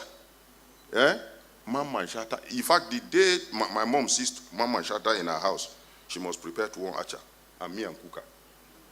But you see, that is national integration. When I was doing one of my master's programs in Ladoke Akintola University, there's a place, you know, because something you are so used to, you will never forget. There's a woman who used to go to her place, Alata, to eat, you know. When we go to this thing for 3 weeks from Lagos, she was always wondering why somebody who has marks and looks like a Yoruba man cannot speak Yoruba, but he likes Amala and Gbegiri. And, you know, I don't know whether you are getting what I'm saying. You understand? So even if I go for a gathering, the last wedding we went for with my wife, they brought the menu. The moment I saw Amala Gbegiri, I ticked. My wife was complaining that I don't want to be civil. You know, that kind of something. But it is inherent. In the military school, that was what we were taught. We were made to eat all the kinds of food in Nigeria. And by choice, I settled for Amala Gbegiri, Iyon, runabout, what do you call them? You get it? And I can tell you, if we foster these values in our children, you understand, you see a better. I don't know how many of you are social media savvy. There was a competition that was done about jollof rice recently. Cameroon, Nigeria, and Ghana. You know, Cameroonians, I think you said something that Africans outside, they say they are Nigerians. But I tell you what, in the heydays, when we are much younger officers, Ghanaians don't regard themselves as the Ghanaians, they call themselves Nigerians. Until recently. That is the truth. Well, I hope I've added some flesh to what he has said and this thing. So to the second paper, where General Martin Luther Agwai, if you follow hierarchy in the military, regimentation and all whatnot, I am not in a place to speak about his paper. But I must tell you too that General Agwai, I was a cadet, he was a major, Abi? And the best impression I had that period. Anytime I see him, I look at Major Agwai, not General Agwai. Because he was the definition, you understand, an embodiment of what an officer should be like.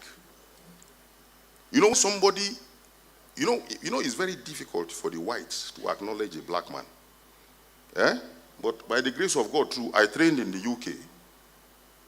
We took a flight because from Royal College of Disciplinary Studies, you must, every year, you must have a kind of dialogue with National Defense University. You go to the UN, you go to the White House and all whatnot.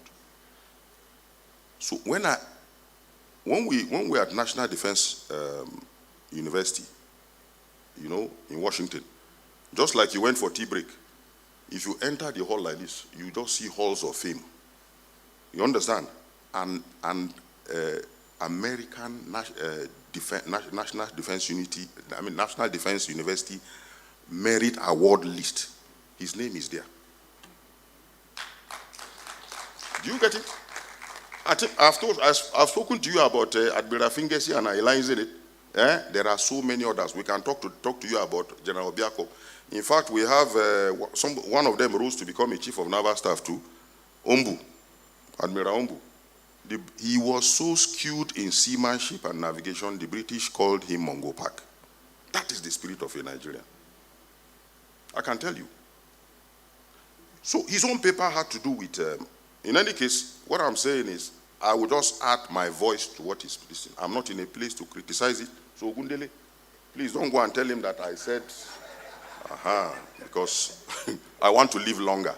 You saw the man that prostrated before His Royal Highness. Where is His Royal Highness? Okay, maybe, yeah. You saw the man that protested before. And what did he say? He said, if you want to live long, pay homage to elders. Well, but actually, that is a teaching point for those of you. Don't ignore these people you are seeing. You understand? What they have gone through, what they can see. You understand? Even we are still learning from them. Where is Professor? See him there. Sir, could you please stand up, sir? Yes, sir, please. If I have my doctorate today, that is one of the people that mentored me to become a doctor. Do you get it? So for those of you who want to grow, you must. In fact, I think you said in the 70s, Abi? In the 70s, that was how we were taught. Recently, I had to preach in a church. And one of the things I told the youth was that while I was coming, I saw a woman with something on her head and in her hand. When we were little, irrespective of, even if your parents sent you, do you get it? You will ask that, my auntie, where are you going to? Let me help you with this. Is that correct? Yes. So these are values for national integration. And you know, we're not doing it for money. Do you get it? By the time you take her to wherever she's going to, say, my Peking, God bless you. That's all you should just want. So maybe those are the blessings that made us to be what we are today. I don't know. So please, Ogundele, I still say it again. Don't go and say anything that... But you see, his paper, Dimensions of National Security and Development in Nigeria, the first thing that came to my mind after I went through the paper was, as rich as speaking to our, to our situation, I said that summit should be convened by these organizers here to look at another paper, Dimensions of Insecurity and Underdevelopment. I don't know if it makes sense. You understand? Because there's a man, I'm sure he's late now, I think he died around 2013, Samuel Phillips Huntington. He used to be one of these professors, Harvard, Yale, and then he was a director in a Jimmy Carter school of something, or foundation or something. But he's well read, political science, political economist. And he wrote a book called Clash of Civilizations. I don't know how many of us have read it. Now, what did he say?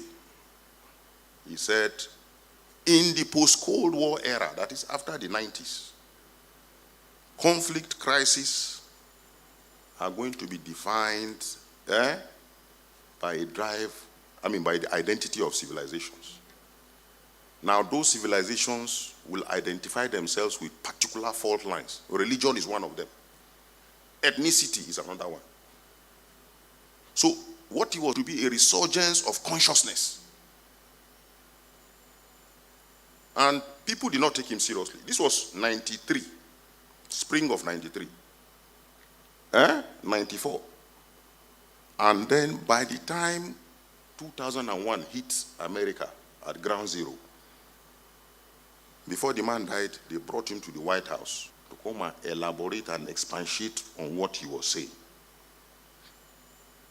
Now, this paper talked extensively about so many dimensions. He talked about environmental, energy, economy, human. But the one bedeviling Nigeria today is the external dimension. I tell you external influence because the immediate past CDS has a sister who is also a professor. Interestingly, she lectured us. Ogundele, you were with us in Jaji, DS? Okay, we were directing staff together with him. You remember her, Fumi Olonishaki? Thank God I have a witness. She said something in 2004. You see, my worry is when academics make postulations, they hypothesize, they predict, the government must take it seriously. Can we clap for the academics? I'm telling you this. You see, if as at 1994, the United States government took what Huntington said seriously, 9/11 wouldn't have happened. How many of you travel by air? You know they have some kind of, annoying checks in the airport. In Turkish, in the airport in Turkey, one of them was putting his hand, and then he was now holding my private part. I looked at him. All because of 9/11. Now, Professor Fumi Olonishaki, by sheer coincidence, listen to this, by sheer coincidence, she came to give a lecture because she was pursuing her doctorate that time in Jaji. And she predicted that from the analysis from Chatham House, from Institute of International Studies in this thing, that our northern borders, in fact, our borders in Nigeria, are going to be the Achilles heels of insecurity in Nigeria. Didn't it come to pass? Shortly after that, boom, Niger Delta. The maritime frontier too is another border, isn't it? And then 2009, Boko Haram. So the day we learn to take academic postulations, hypotheses, and predictions seriously, it will make a difference in our national life. So, you see, when he said that, when she said that, interestingly, most of the people that come to give us lectures in Royal College of Defense Studies are from King's College London, and of course from other institutions all over the world. And again, she happened to be the same. She was there, 2010. Shortly after Boko Haram, isn't it? And the moment she saw me and General Uzamiri, she pointed and said, "Didn't I tell you people?" So you see, we have this penchant for not recognizing our own, for not acknowledging our own. But thank God, I'm in a platform, to the glory of God, I've been given a platform. And I hope we will take these things seriously. When you harness these things, you understand all these potentials, opportunities. That is what makes you great. In fact, sir, I will tell you something. We did a military operation in 95. Oluwole. How many of us know Oluwole in Lagos? Look, the whole, what do you call it? Counterfeiting, forgery. When we finish that operation, we seize passports, we still check books, documents, visa, everything. One of the suspects say, "Oga, this thing no go finish. When I no go finish this thing, because we don't train people." Oluwole in Nigeria. You know this phone. This thing. If you enter Computer Village in Lagos, I'm told even in Abuja here, these guys, these are boys. They didn't read electronics or computer, but they are so adept in fixing those phones. There are phones you think cannot be fixed. They will fix it. So we need to, and by the way, they said, I stand to be corrected, that they come from the US and some other parts of the world to poach those guys, use them to advantage. I say that because there was a boy, he was even on NTA. He did this aircraft. You see it taxiing, taking off. You understand? So if a Nigerian, in Ogara, that's Delta, if a Nigerian can do that, that's a recipe for a drone now. Why do we have to go to China? I don't know if I'm making sense. So those are the things that are defining our national life. Now, I divorce all these things from what General Agwai said here about economic development and economic growth, because these are processes. But again, I now realize that these things are tied intrinsically to industrialization, whichever way you want to look at it. He made a categorical distinction. Development, in fact, economic growth dwells more on you and me, the citizen. The other one, economic development, is more on industry, manufacturing, and all those things. But you see, today we are lamenting naira, dollar. When we were junior officers, I remember naira was, 70-something kobo to the dollar. 70. Do you know the reason why? Most of our industries were producing. And that you know, some of the attributes of insecurity is unemployment, joblessness, isn't it? And so when you find, when your industries are moribund, a colleague of mine came back. He is from Abia State. And he said, Oga Dakwat. I said, yes. He said, Oga, do you know all those industrial clusters in Aba, they are down? That even the ones in Anambra, the same thing. So you see, there's virtually nowhere. You know the Funtua I told you I grew up partly. They used to have what you have, cotton seed crushing. How many of you know that oil can come out from cotton seed? Cotton. Okay, sir. Thank you, sir. Do you get it? Now, all those things are down. They are down because energy is a factor. So, and is it that we don't have the energy? We have. Our refineries are down, correct? Aha. That's why I asked my boys to go and buy diesel this morning. They said, we bought diesel just 2 days ago, 850. This morning they told me it's 900 naira. But I think we don't have to despair. You understand? The future is ours to make. That is the point I'm trying to tell you. Now, he talked about, let me quickly speak about the human dimension. Because there's something they call Maslow's hierarchy of needs. You get it? And he talked about physiological safety, love, esteem, and self-actualization. If you have met all those other needs and you have not arrived at self-actualization, then you have not. The countries that have met self-actualization, it's not even America, it's not even Britain. But I know there are countries you call Luxembourg, Austria, Netherlands, and those Nordic countries, Scandinavians. Those people don't know what is hunger. In fact, the per capita income in those countries is very, very high. So that is the human, and once upon a time, in Nigeria, it was like that. Because once you get, whichever work you are doing in Nigeria, I remember in the 70s, you can feed, you can buy clothes. Our houseboy in 1975, he bought Vespa after 3 months when he started working with us. Now that is what typifies the human dimension. The economic dimension. You know Nigeria, let me quickly say this one. Nigeria runs what I call a Lagos-centric economy.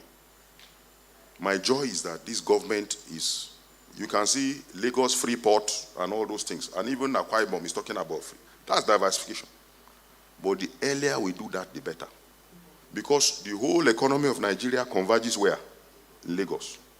If anything happens to the port of Lagos, port particularly, we're in this thing. It almost happened during NSAS. But for the good work, the FOC, Admiral Daji, General Umelo, who was the GOC, and Lawal Alao, who was the AOC, all of them made sure they secured Lagos. The GOC secured Lagos Island. The Admiral Daji secured all the ports.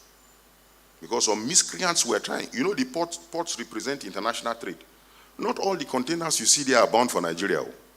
Yes, some ships come, drop them there. There are ships that will come and take them to somewhere. That's this thing. And normally, for a country like Nigeria, it is about 21 days sufficiency. After 21 days, if there's no importation, it will start telling in the warehouses. Then you see the prices will start going up. And the British, they said it, BBC said they do a lot of research. They said 80% of what we consume is imported. That's why somebody like Henry Kissinger, he said there's one country he cannot understand, and that country is Nigeria. We import all that we have and export what we don't have. Do I take that again?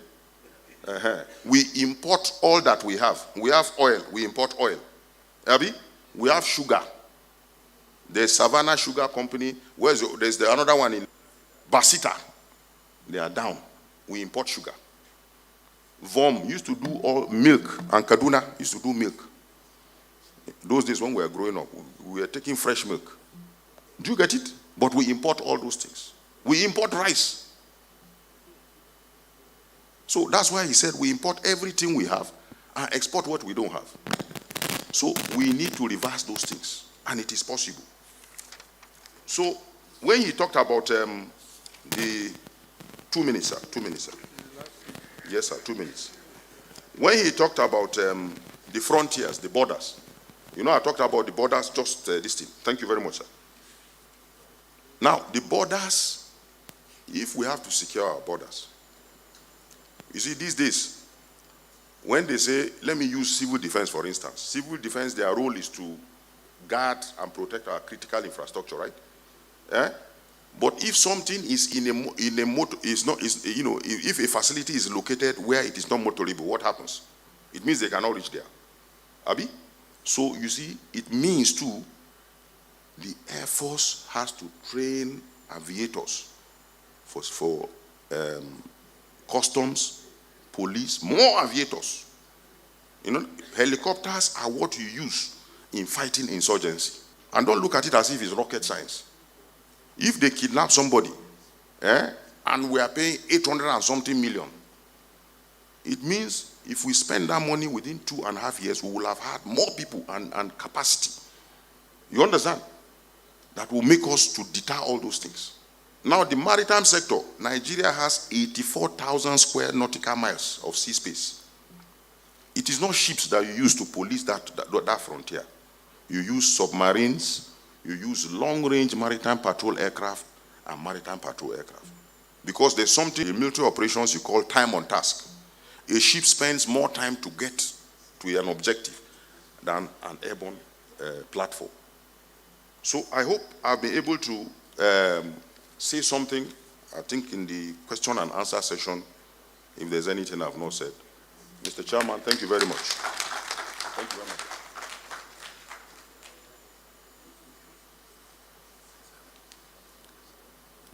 Well, I want to thank all the speakers. As you can see, there's so much more to discuss, but that's what happens when you have people who are experienced talking about. So we want to thank the three of you again very much. I wasn't too intimidated anyway. I mean, even though I was talking about personal security. So I'll just call in Soba now to come and tell us what we are doing next.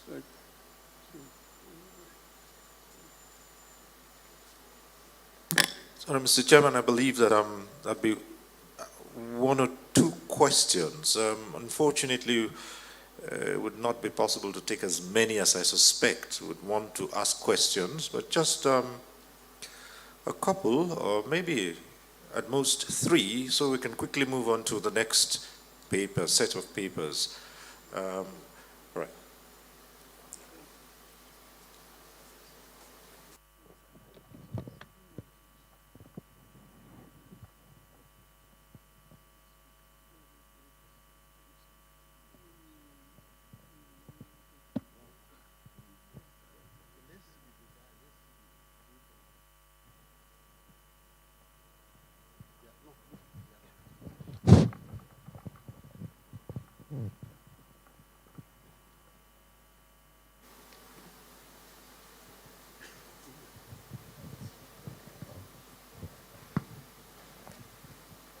Would also like to encourage all those asking questions to go straight to the point, and you don't need to bother much about the greetings. Just a good afternoon would do. Thank you. Good afternoon, ladies and gentlemen. My name is Mohammed Kabir Isa from ABU Zaria. Now, I have a question for the first speaker, and the second question briefly also could go for both speakers.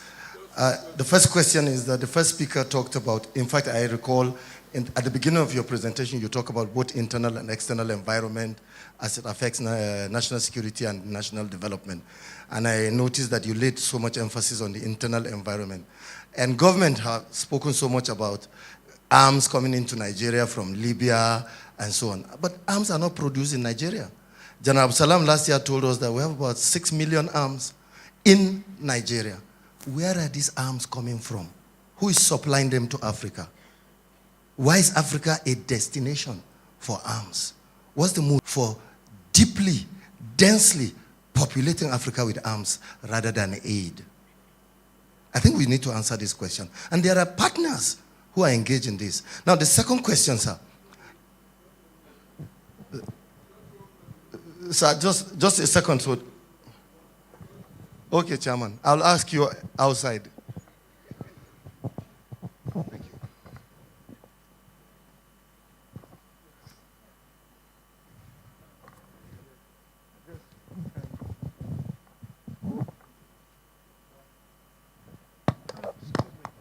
Professor Emeritus Augustine Estobue, and I'd like to promote the National Order of Merit so that people will know more about this organization and its products.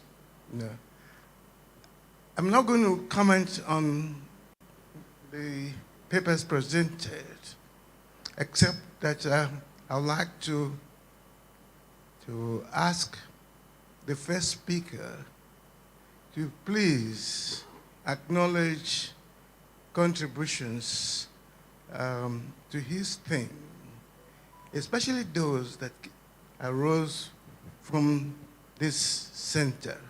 I would like to invite our audience to consult presentations at the forum here in 2015 and 2016. One of those papers dealt with the fundamentals of an enlightened approach to national security development. And it dealt with a system-embedded approach to national security and development. Once you do that, you get a good paintbrush that encompasses various dimensions to thoroughly understand and provide the basis with which you can protect a nation. Much of that was shared with the presidency, including the president himself and his group. I think our national security advisors will do well to go to that in conjunction with the paper that was presented today so that we can be better positioned to protect this country. Thank you.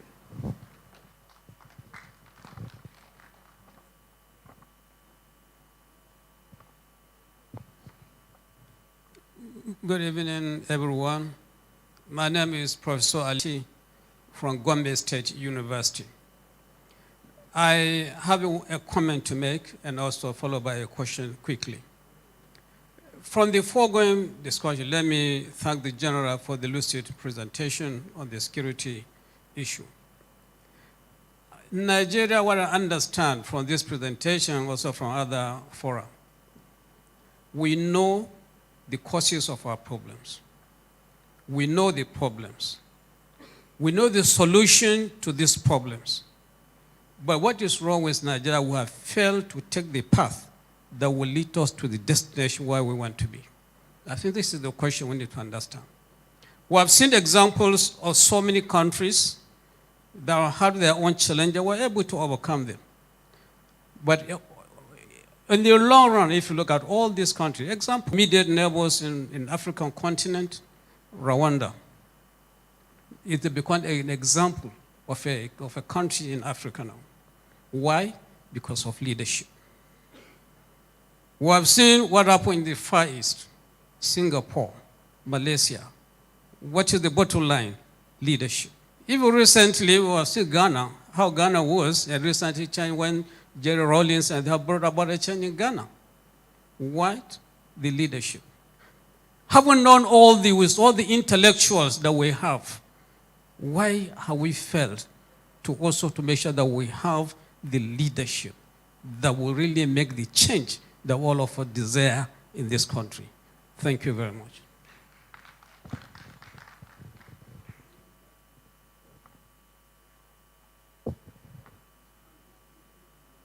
All right. So okay. Oh, okay. Maybe after him.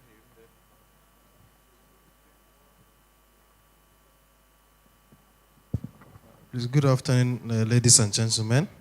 First of all, I would like to give honor to whom it's due. I thank the organizers of the program as well. I'm Anas Abubakar from Nile University of Nigeria. On the issue of the NGOs, my question goes to the first speaker. On the issue of the non-governmental organizations, there have been arguments from those in charge of the non-governmental organizations of the fact that they enforce social rights. Now, my question is, what exactly is the limit of NGOs when it comes to the enforcement of social rights as to the purpose which they are, which they are formed of?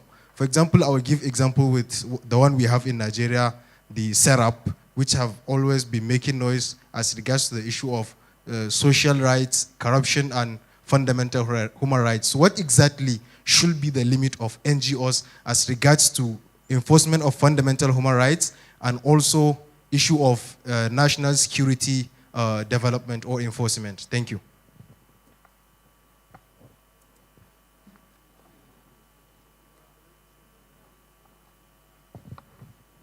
Good afternoon, sir. My name is Joke. I'm from Nasarawa State University. I'll just get straight to the point, sir. My question is for the second speaker, Professor Bolaji. Sorry. Sir, you talked about national integrity, and based on your upbringing, we students of these days, or should I say the youth of these days, lack the upbringing you had. So, sir, what is the, sorry, I'm not really good at words. So what's the assurance that your words and the impact you are trying to make, the youths can fulfill it? Because our mental state, our health, we have to deal with challenges day in, day out, school and everything, sir. So do you really believe that we, the youth of these days, can fulfill or can really make a change and difference in the next 2-3 years to come? Thank you.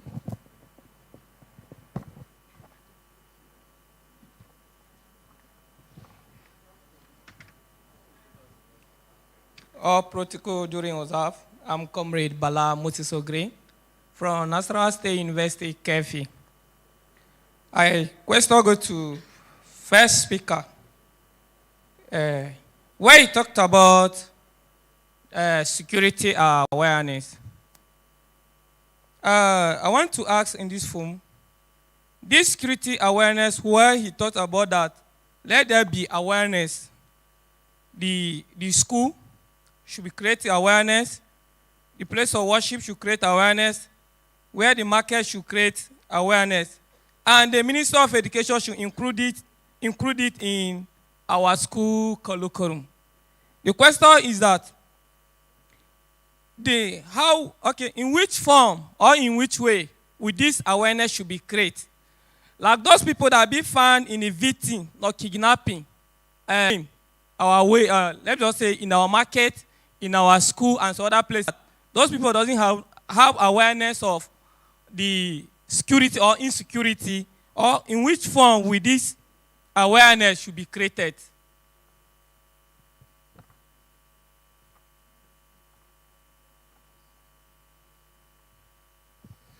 Thank you. Mr. Chairman, I think the speakers would respond quickly to, I'm sure they've been taking notes down.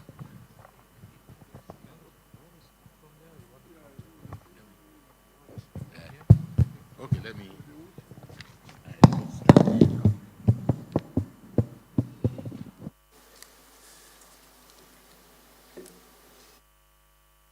The chairman, distinguished audience. Sir, I want to thank you for your suggestion on the national security passage of our discussion to the relevant quarters. And I will take on 3 questions: proliferation of arms and light weapons. Like you rightly pointed out, there are over 6 million illegal arms, estimated illegal arms, circulating in Nigeria. Most of these arms, though some were locally produced, like what we noticed from our experience in some of these ethno-religious crises, we have local manufacturers of weapons. That some of these weapons even use 7.62 mm NATO and equally use 7.62 mm Warsaw. But most of the arms you see in Nigeria today, the problem of proliferation of arms through our border started with the Chadian crisis. Chad is our neighbor. And you know, when you have wars, like President Lyndon Johnson said, war is a contagion. If your neighbor is at war, you must feel the effect of that war. Those were the first set of proliferation. Apart from our own civil war, too. You know, it was after our civil war that armed robbery started in Nigeria. Babatunde Folorunso, Oyenusi, before it used to be burglary and pickpocketing. That was what we grew up to know. Now, I'm trying to trace the history. After the Chad debacle, you now have the problem in Somalia. If you are a student or you are very familiar with our history, the trans-Sahara trade still exists, but not really being used like it was those days, because you have faster means of transport across the desert instead of flying those routes. And you notice it's the same route people who are jackpotting through deserts are using. So those routes have become conduits for illegal arms to come in. Look at the states involved. After Chad, you have war in Somalia, you have the conflict in Sudan, you have the conflict in Nigeria, FIS 1991. That's the origin of IEDs. Because the members of FIS, they were specialists in improvised explosive device. And it was from there, Al-Qaeda and the Maghreb got their own expertise from, before passing it to Boko Haram. The French conducted one operation in, I think 2008, 2009, in northern Mali. Most of the literature found in those camps of members of FIS that crossed from Algeria to Mali were written in Hausa. That discovery was supposed to send a danger signal to Nigeria.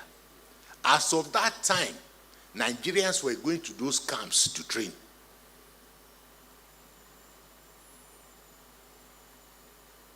Now, when Libya collapsed in 2000, is the effect of that collapse. We now see the large scale of arms smuggling into Nigeria. Arms do come from Burkina Faso, from Turkey. Most pump actions are from Turkey because in Turkey you can buy pump action freely.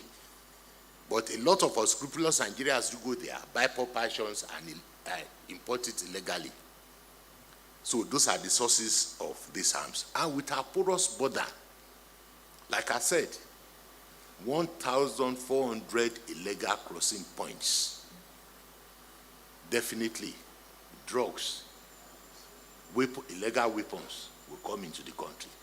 But the sad aspect of proliferation of arms, enabling these non-state actors to confront government, is the fact that the whole of arms in the arms of our security agents in Nigeria is about 600,000 compared to what is circulating outside. I'm not saying this to scare anybody, but some of the arms too, there are some individuals that purchase these arms for self-protection because the way the country is today. I beg to stop here on proliferation of arms. Then about the NGOs and civil society organizations. It will surprise you if I tell you there are some NGOs in Nigeria operating in the Northeast that have rented accommodation for 10 years. Maiduguri today is one of the places where hotel is very expensive because of the activities of the NGOs. And you have over 300 of them in Nigeria. What are they doing? All what they do is come up with stories here, rehash incidents, so that donors' money will continue flowing in. Like in Yoruba language, we have a saying, that if somebody doesn't have problem, other people will not benefit from it. People must benefit from problems. In every conflict, you have conflict entrepreneurs, you have people doing logistics work for Boko Haram, the NGOs too, they must justify the money they are collecting from their donors. So it's in their own best interest, the way they view it, that the conflict continue, and they will go to any lengths. Look how we drew from Afghanistan. Some of the NGOs were not happy. After 20 years. After 20 years. That's for the NGO and the civil society organizations, but what they are doing to us, I don't think they're really being fair to Nigerians. They are not being fair to Nigerians. There's nowhere, there's no place in the world that there's no human rights abuses. Even in America, in UK, you have human rights abuses. But the way they come up with our own small case, they expand it beyond what it is and they aggravate issues for us. And these human rights issues have been used against us internationally when we want to get certain things from our international partners, like the Layer law enacted in the US that made America not to sell arms to us during President Jonathan years. And on security awareness, I want us to go back to one incident that happened in 1984.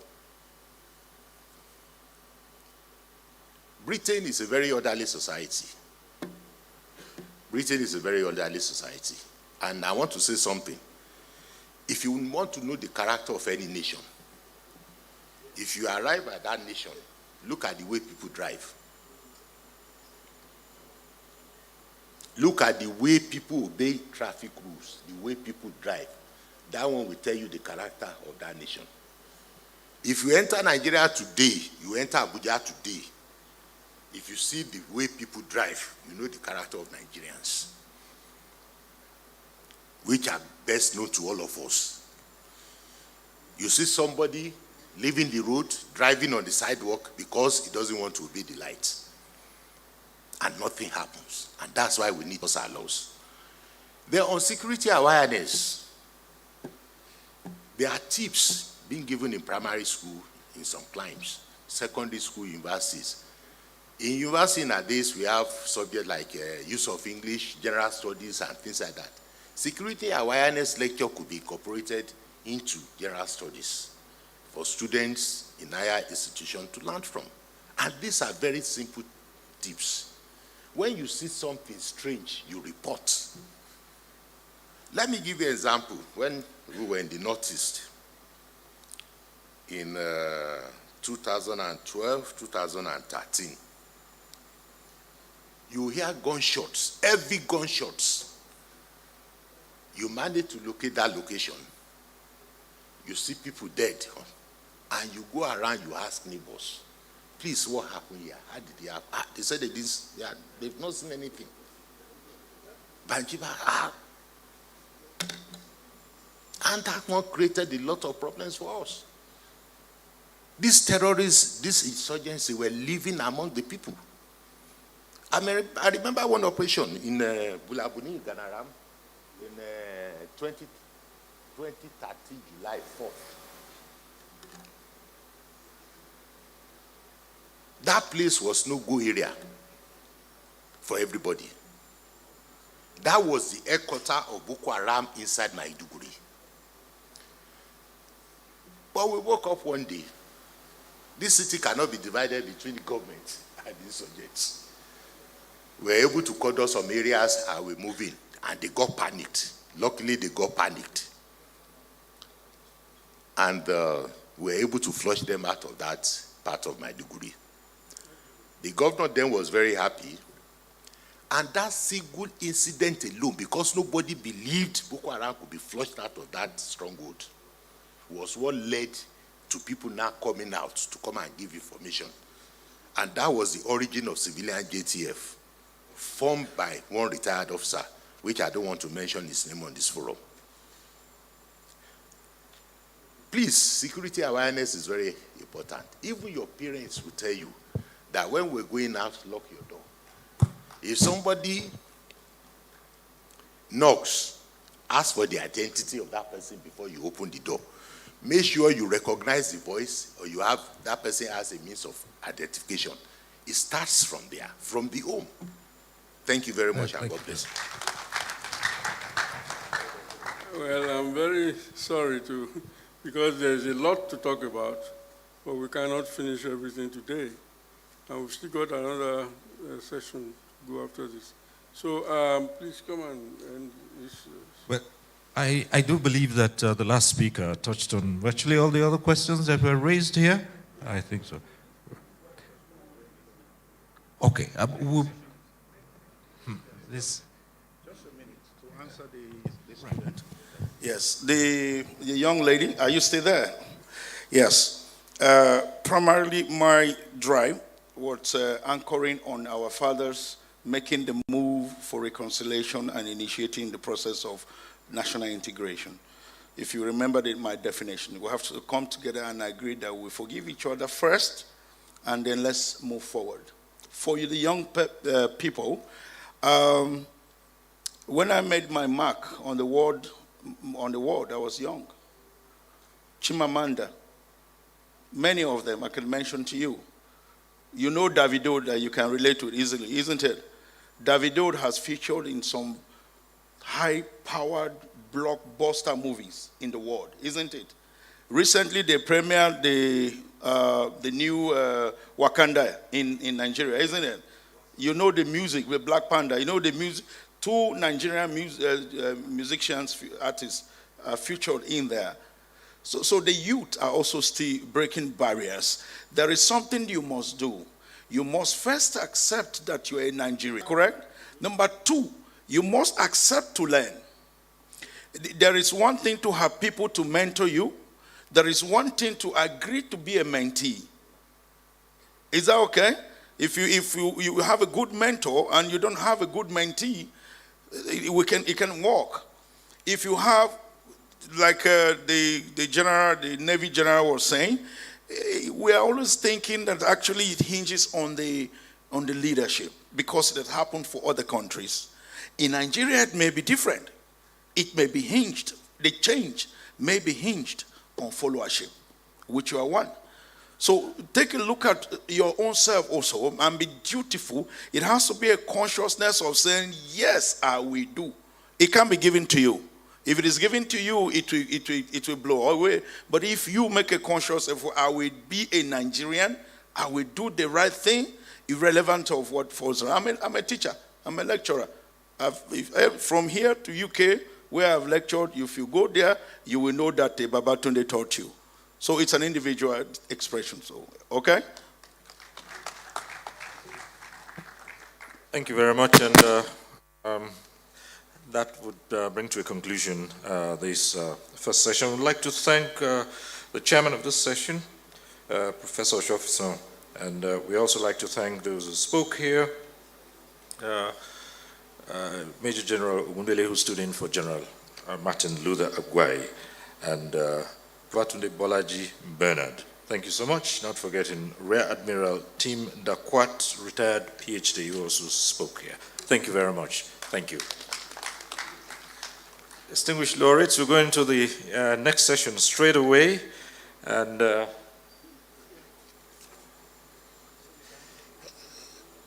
the chairman of the second session, Professor Samuel C. Ohegbulam, NNOM, and the co-chair, Professor Emmanuel Ekanem.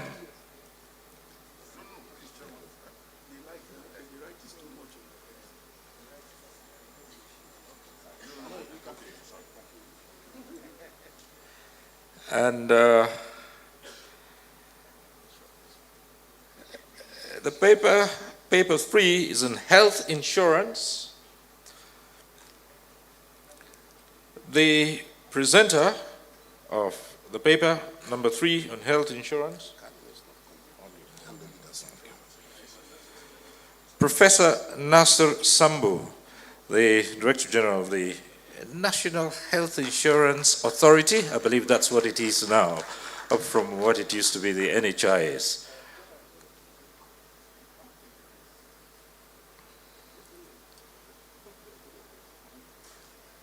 Professor Sambu. That's right, is it? National Health Insurance Authority. Yes, what we used to know then as the National Health Insurance Scheme, now the National Health Insurance Authority.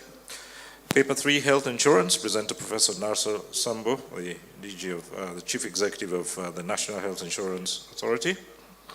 And the fourth paper, Leveraging Health Insurance to Achieve Universal Health Coverage in Nigeria. The presenter, Professor Obinna Ounjekwe. And the discussant is Professor Andrew Zamani. Professor Andrew Zamani is the discussant here. So I'd like to hand over to the chairman of the session, Professor Samuel Ohegbulam, NNOM.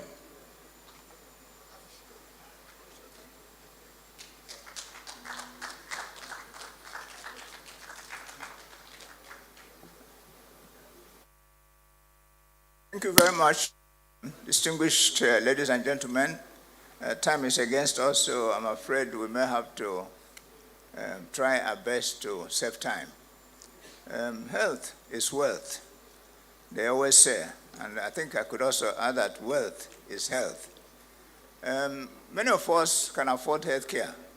The majority of Nigerians cannot afford it.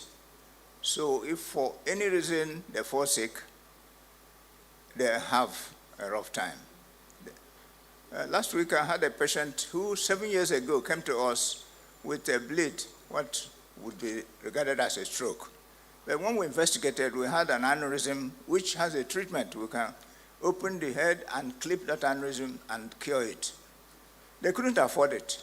They ran around, they couldn't get help. So they went home. 7 years later, as I was coming for this function, the patient appeared again. So this is the predicament of most Nigerians. Ladies and gentlemen, it is my privilege to have before us the person who is at the helm of affairs at National Health Insurance. And he will enlighten us on the progress we made after 60 years of talking about health insurance in the country. 60 years. 1962, the discussion started, and the law that made it mandatory has just been signed this year. So it's my privilege to invite Professor Nasir Ambo to talk to us. Thank you.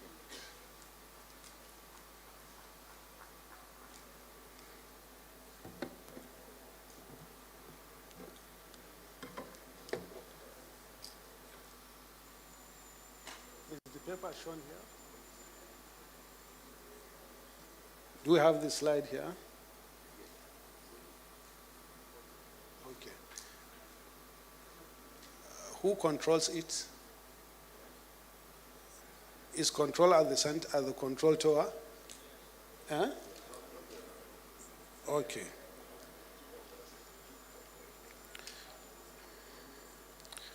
The chairman of the session, my distinguished presenters, co-presenters, distinguished participants, ladies and gentlemen, good afternoon.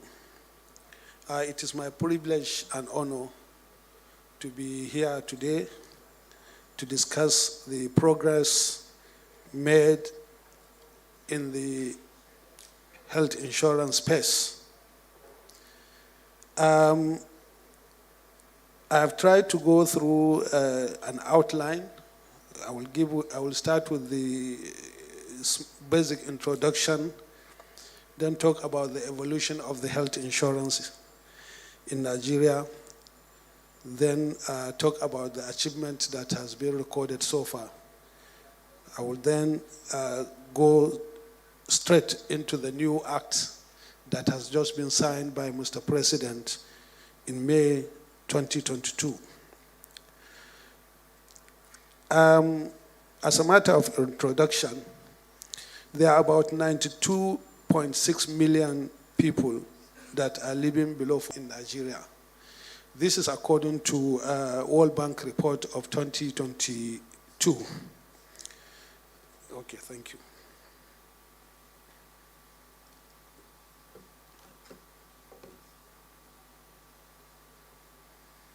This is according to World Bank report of 2022, and we all know the effect of poverty on healthcare delivery system. Poverty limits access to healthcare, and ill health wasn't poverty. This kind of vicious cycle between disease, poverty, and ill health. Only 9% of the population, that's about 18 million of over 200 million, have access to social health insurance in Nigeria currently.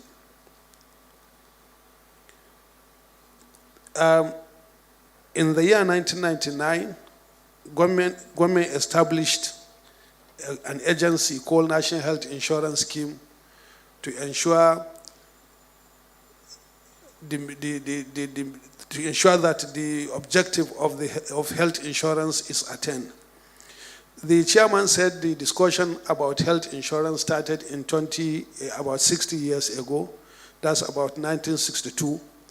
It is true, when in Halevi report of the Lagos medical bill alluded to the fact that there should be health insurance.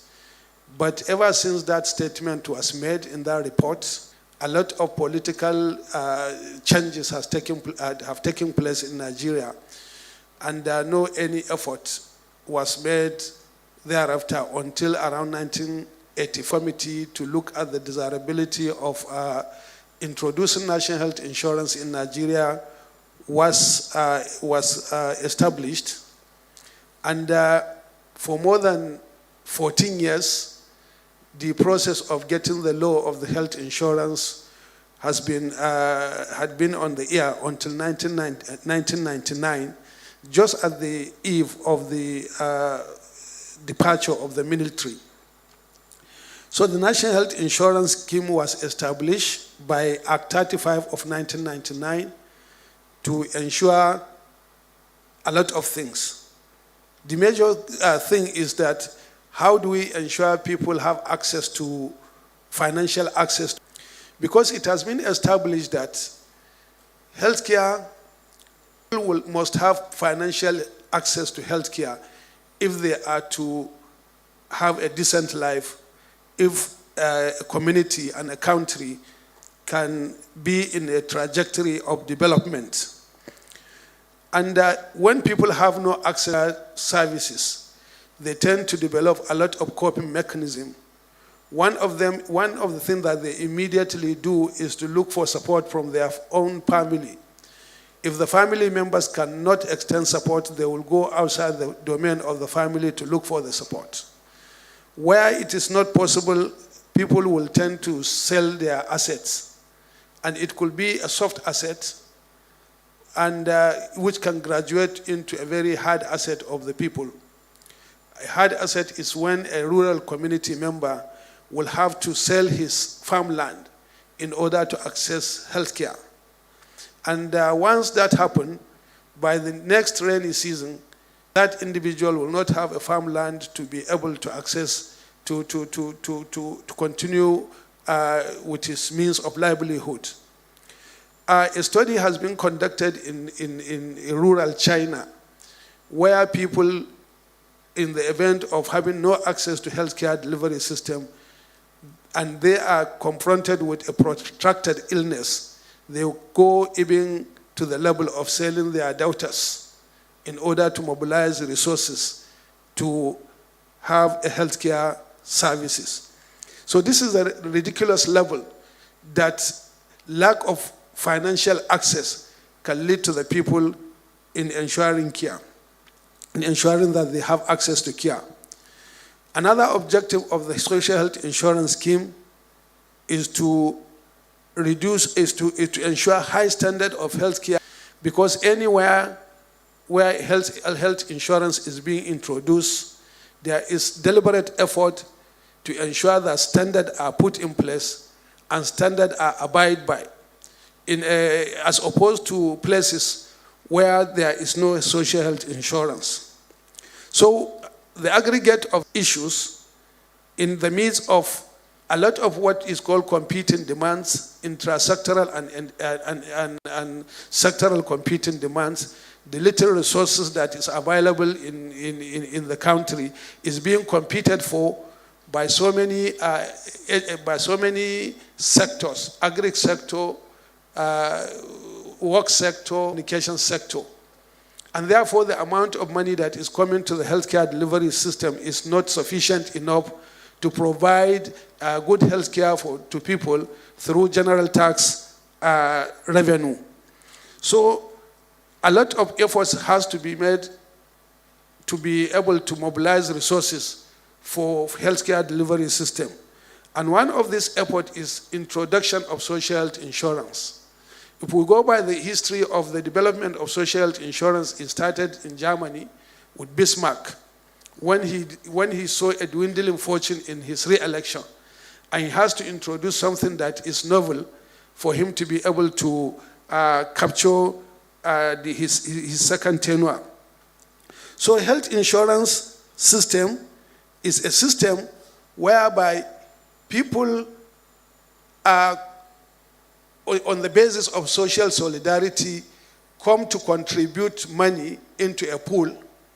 And once the money is available, you now pool the resources, and as well as pooling the risk together.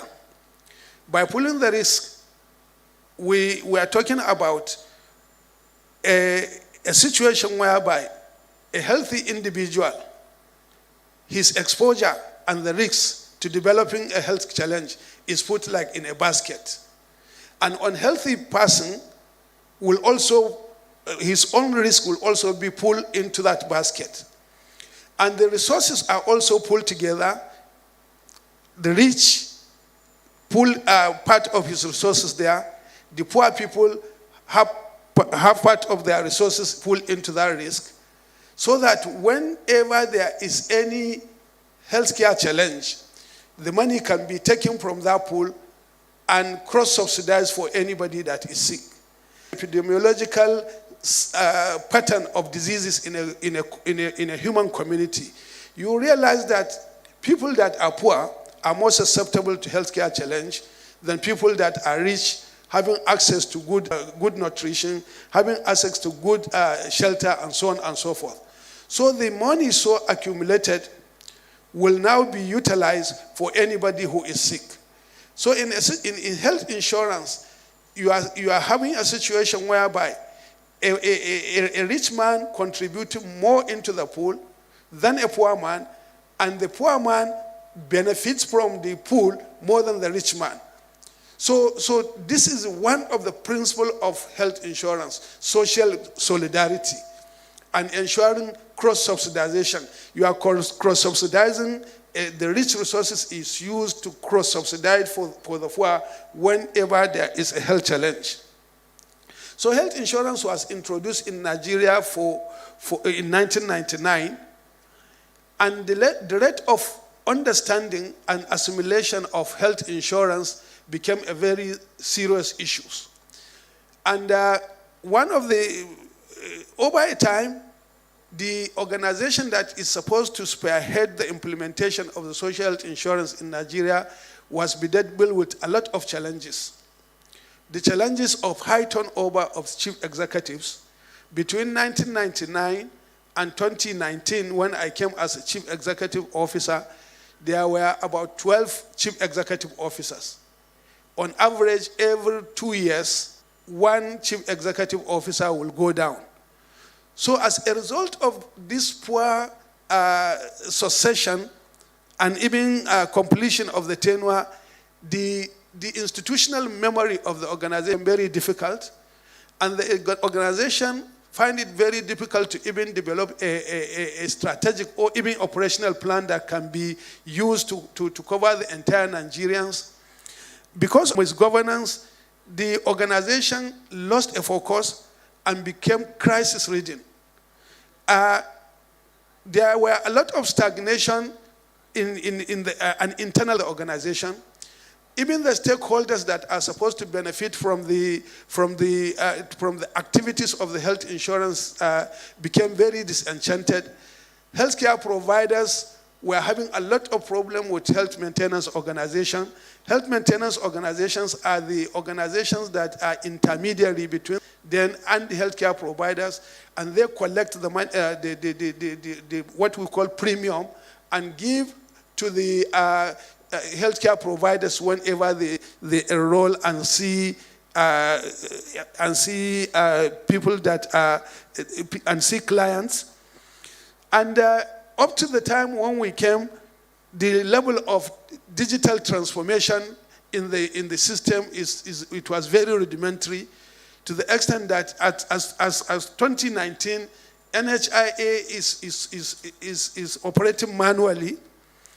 And the major concern about what happened during that period is the fact that even the law that established the National Health Insurance Scheme did not fulfill two very critical issues that are necessary for attainment of universal health coverage.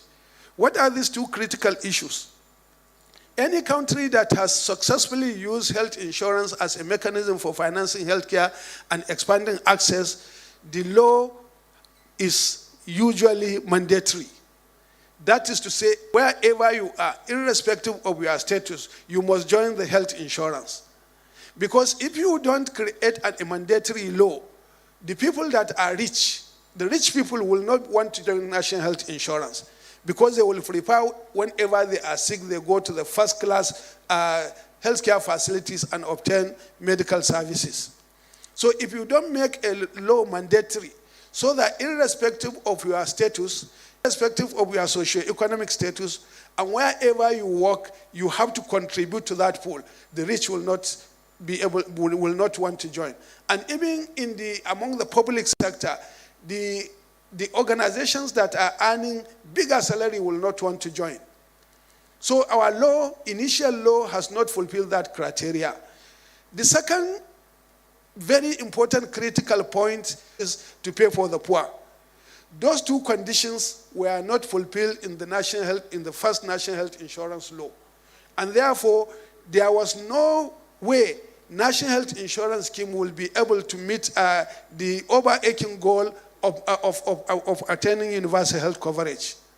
And since 1999, there has been a lot of effort by successful administration to see how that law can be amended, to make it one, mandatory, and to make it two, containing the vulnerable group fund, until 2022 when we were able to do that. So if you look at the evolution of the national health insurance scheme, you can successfully divide it into three.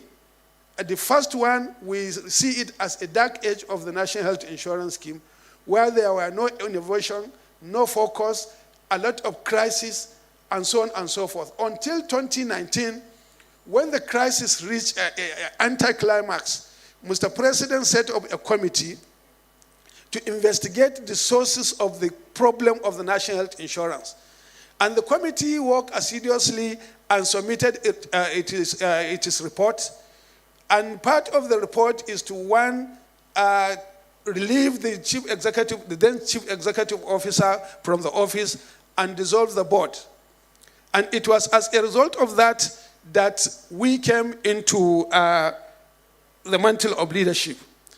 And when we came, Mr. President gave us a 10 cardinal mandate that we must be able, which are the fallout of the committee's report, to look into the human resource, to look into the financial resources of the organization, to develop a 10-year strategic plan, to look into the procurement system of the health insurance, to look into the audited report, which has not been done for 7 years before we came into the saddle, to look into even the organizational structure and function of the national health insurance, and to ensure that we are able to change the law so that it will now contain the critical ingredient for attainment of universal health coverage, and among other things.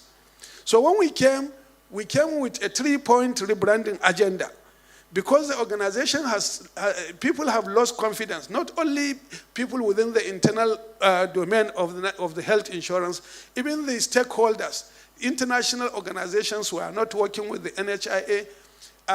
Providers were not happy with the happenings. And even the clients that are receiving services are not happy. So the entire space are not happy with the health insurance. And we try to adopt what the international agencies are doing, or what the multinational corporations are doing. When you have a product, and the product seem to have lost a popularity, you try to rebrand it so that you can now bring back confidence among the people. So we now came with 3-point rebranding agenda. How do we rebrand the national health insurance for better performance? The 3-point rebranding agenda are as follows: restoring value system that will make NHIA credible and result-oriented organization. Number 2, engendering accountability and transparency in the entire operation of the scheme. And number 3, accelerating the drive toward attainment of universal health coverage. And we try to align this third rebranding agenda point with the global declaration, Sustainable Development Goals. We are all aware of SDGs, and every country is trying to see how they will align and achieve SDG by the year 2030. So we try to move further to unpack the various elements of this rebranding agenda. For example, in the first rebranding agenda, which has to do with value orientation, we identified 10 key elements that we need to institutionalize within the organization to make it a very potent and credible organization. We look at the work ethics. We look at the issues that has to do with unity and sense of direction. synergy and collaboration, teamwork and team spirit, effective communication and information management, efficiency, that is result orientation in the activities. We also look at proper record keeping. We look at appropriate reward and sanctions.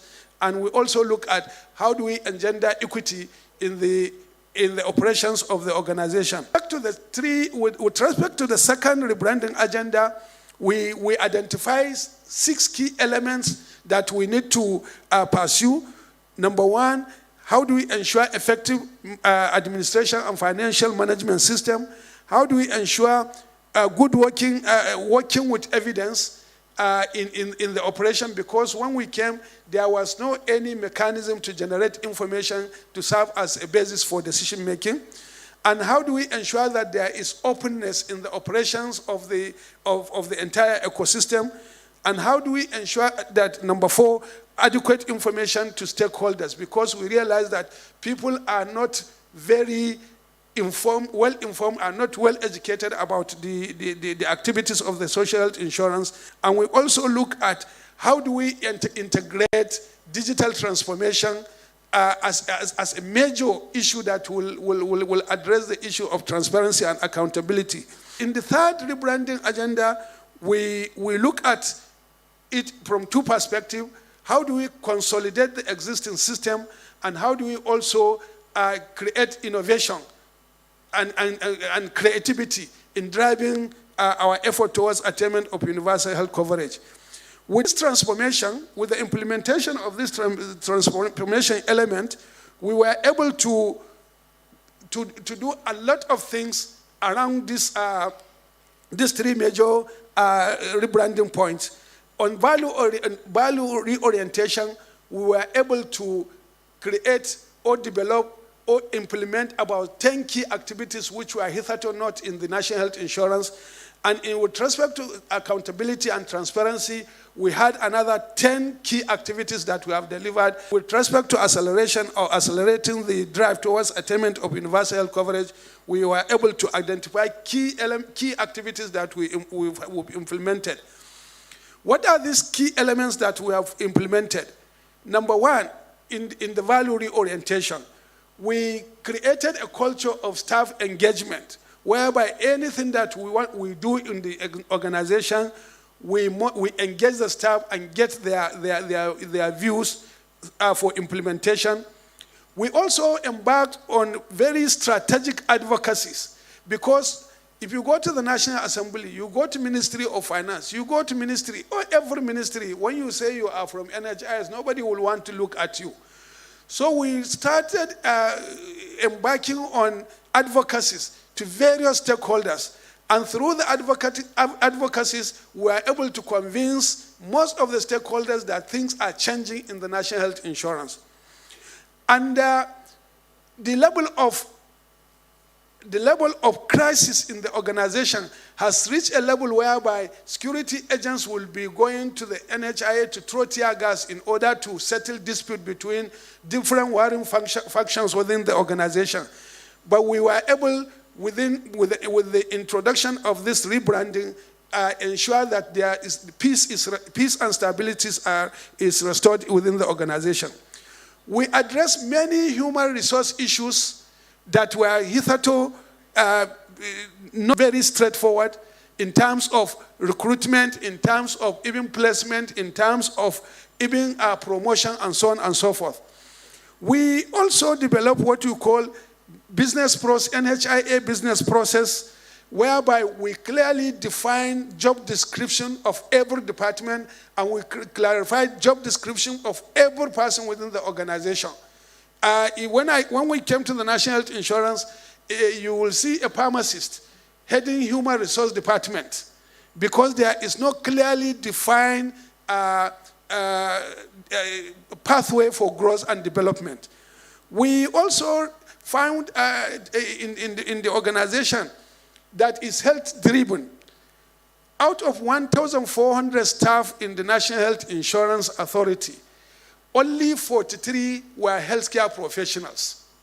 In fact, the number of people that read history were more than the doctors, pharmacists, laboratory scientists and nurses put together. And we try to address that very serious concern by recruiting about 190 healthcare professionals and deploy them into various states. We embark on massive capacity building nationally and internationally. Operated with so many agencies like Digital Bridge Institute, where we were able to train a lot of our people. And we also identify other international platforms where we send our people for training. We also embark on what we call strategic infrastructural investment. Insurance, the only office that is permanent for the organization is the head office. All the 36 offices were on rent. And to develop an overarching digital infrastructure. And we were having a lot of problems when we develop an infrastructure in this rented apartment. By the time we are enjoying the apartment, the landowner will now ask us to leave.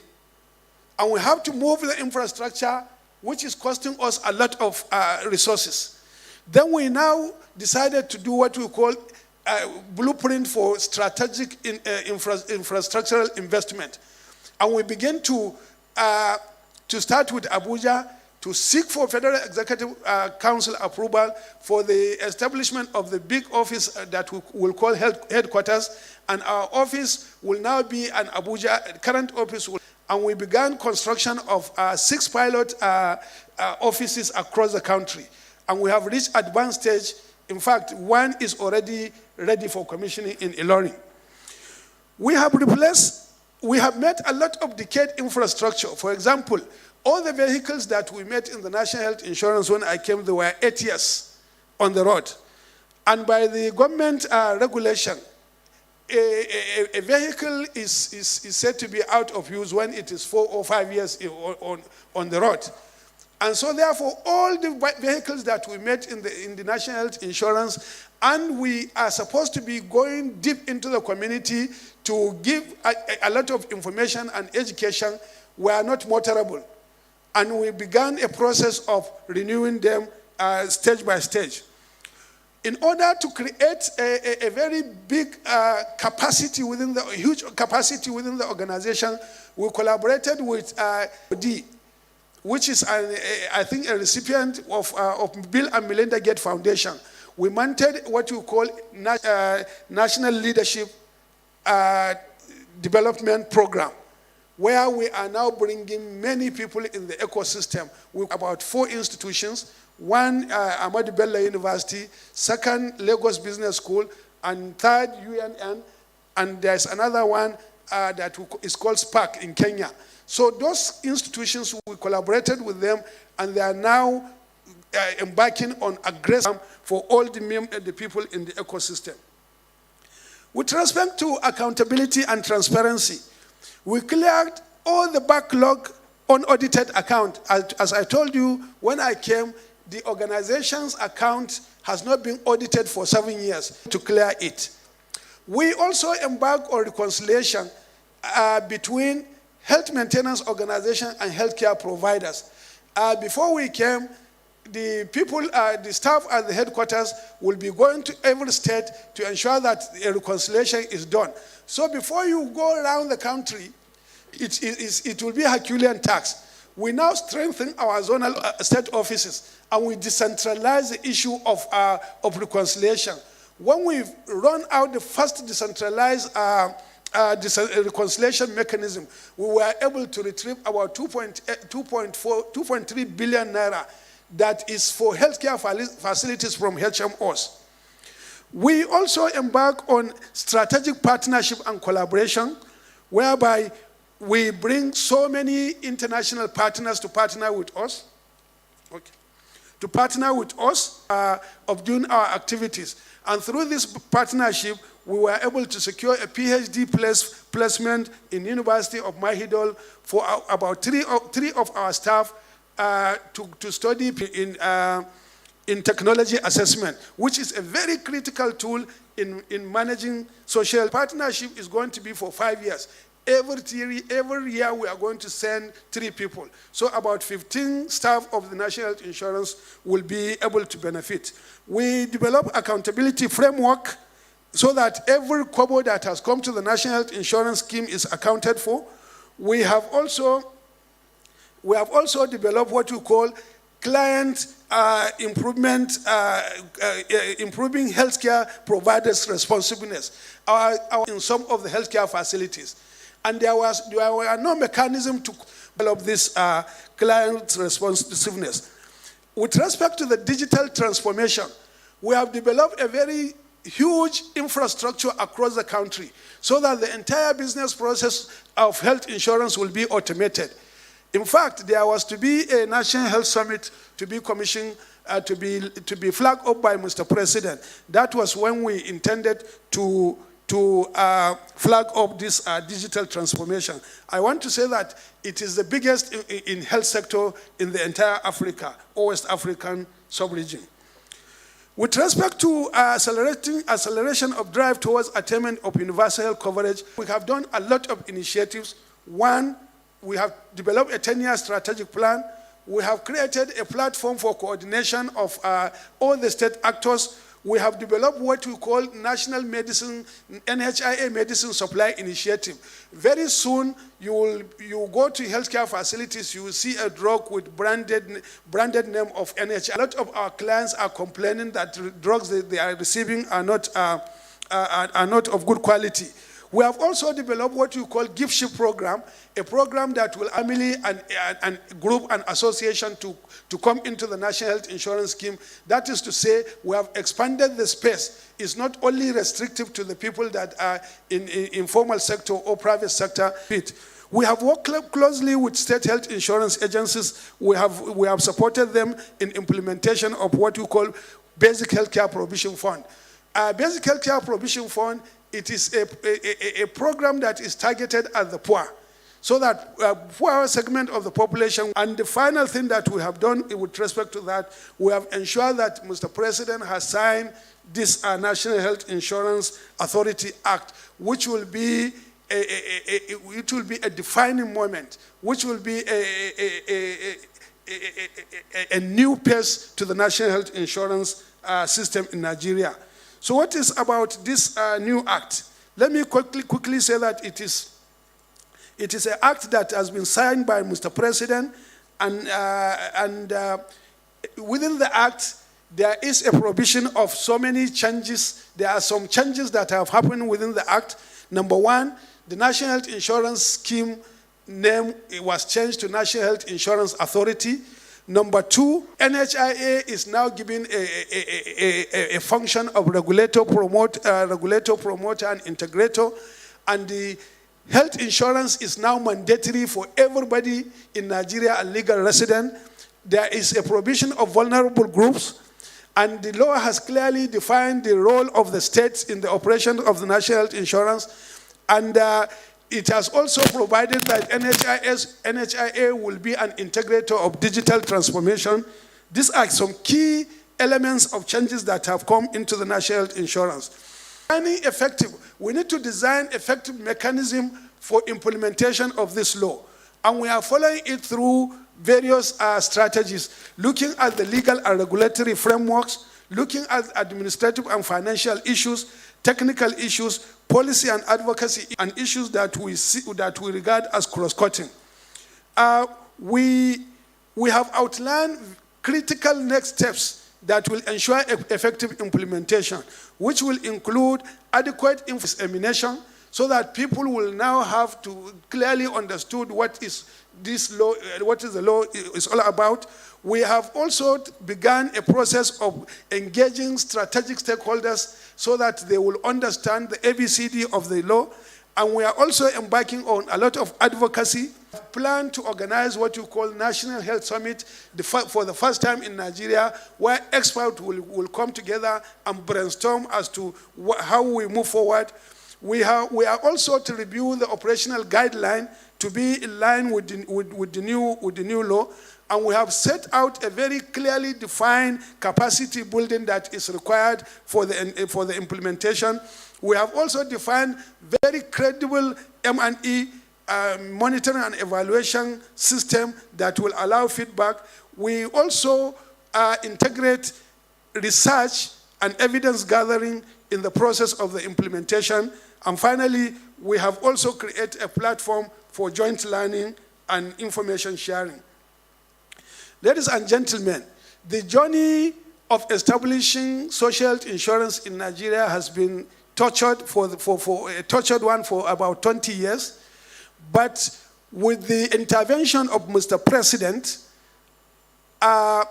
in 2019 and the comprehensive strategic purposeful reform that has been ongoing in the national health insurance, coupled with the signing of the act that fulfills the criteria for the attainment of universal health coverage, I want to say that the National Health Insurance Authority is now fully positioned to begin to act and meet its overall mandate. And we are looking forward to the year 2030 when all Nigerians will have access to healthcare delivery services without any financial difficulty. And this can be achieved through the law that has been signed by Mr. President and the support of stakeholders, including the clients that are going to be beneficiary to this scheme. I want to thank the organizers for giving me this opportunity, and I thank you very much for listening. Thank you.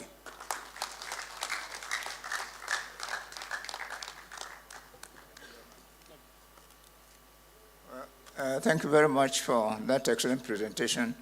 It's my pleasure to invite the next speaker, Professor Obedna Economics. Incidentally, we worked together under a committee set up by former President Obasanjo a few years ago, and he was one of the experts in that committee, which I was lucky to chair. And he will give us his own perspective on health insurance. Thank you.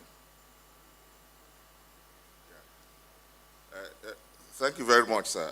And starting on established protocols, and I know the day is fast spent, so I'll just summarize in 5 slides. I have 59 slides, so I'm sure you can get the slides and then read. Everybody's tired, very tired. So I think the first point I want to make, like the generals, the Admiral is still here, that the health security or health is a security issue. Bad health leads to bad security with so many bad things for the country. It kills the economy, and we all saw that with COVID-19.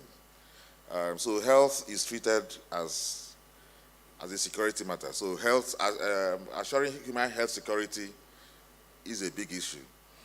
And then how do we assure this human health security? I think Professor Sambo has mentioned it, is by making sure that everybody who needs health care within a country has access to health services without having to suffer any financial impediment. So it's different from Health for All. Health for All didn't think about that you need to have access to services without having to suffer from financial hardship. So that is what universal health coverage is, which is one of the Sustainable Development Goals, goal number 3.8, that every country is supposed to achieve by 2030. So the last UN goal was Millennium Development Goals. I hope we remember that. Nigeria did not achieve any of the target, but we hope that we'll be able to achieve something in universal health, at least universal health coverage. And then Professor Sambo has told us the one major way of achieving universal health coverage is social health insurance, which means everybody is enrolled in health insurance. The ones that are too poor to get enrolled, government has to pay for them. So at the end, everybody has access to services. And then this is the model that has worked in so many countries, including so many poor countries like Thailand, where everybody is in one form of health insurance or the other. And the universal health coverage involves 3 things. we need to reduce how much you spend spending of out of pocket in the world for health, more than 70%, which is crazy. So it has to come down. The number of people who are enrolled in health insurance has to increase, and then the services that are covered in primary healthcare services have to increase. And then, I mean, somebody will say we may become cynical and then wonder how will this happen. Especially that question where it was on security, about integration. I mean, how will it happen now? So I always have this quote, a mind open to new ideas and not yet cynical or hardened from reality. So always have an open mind. Once you have an open mind, things will work out and then work out well. I think I'll just go to my concluding slide, 59, but I won't go through all of them because I know we're all tired. Professor Lambo has mentioned the National Health Insurance Authority. I mean, there are other legal policy documents in Nigeria that can help us to achieve universal health coverage, in addition to the National Health Insurance Authority. Is the will to implement them. We have the National Health Act, which was passed in 2014. I think we've implemented just about 10% of that act. And what we're implementing is mentioned, Basic Care Provision Fund, which is not even fully implemented. We have the National Health Policy.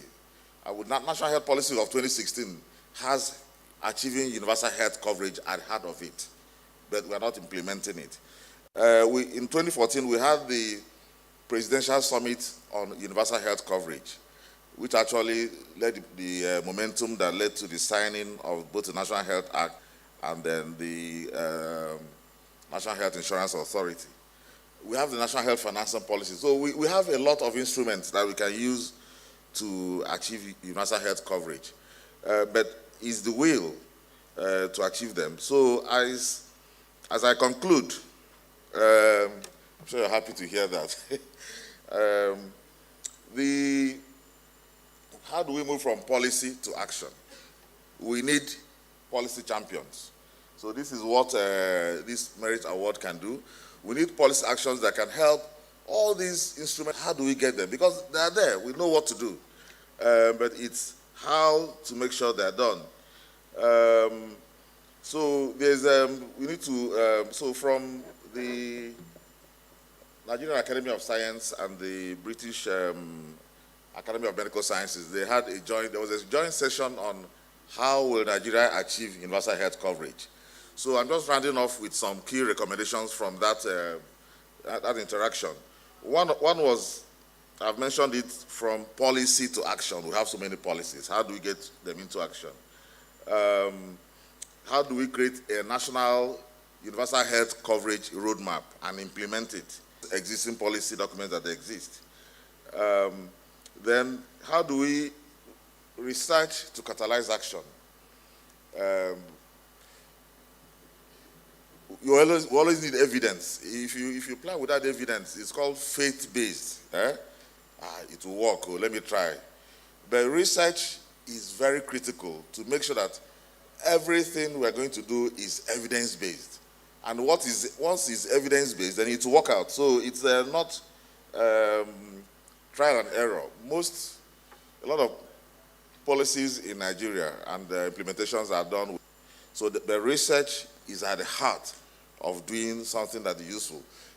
Developed countries all use research before they take decisions.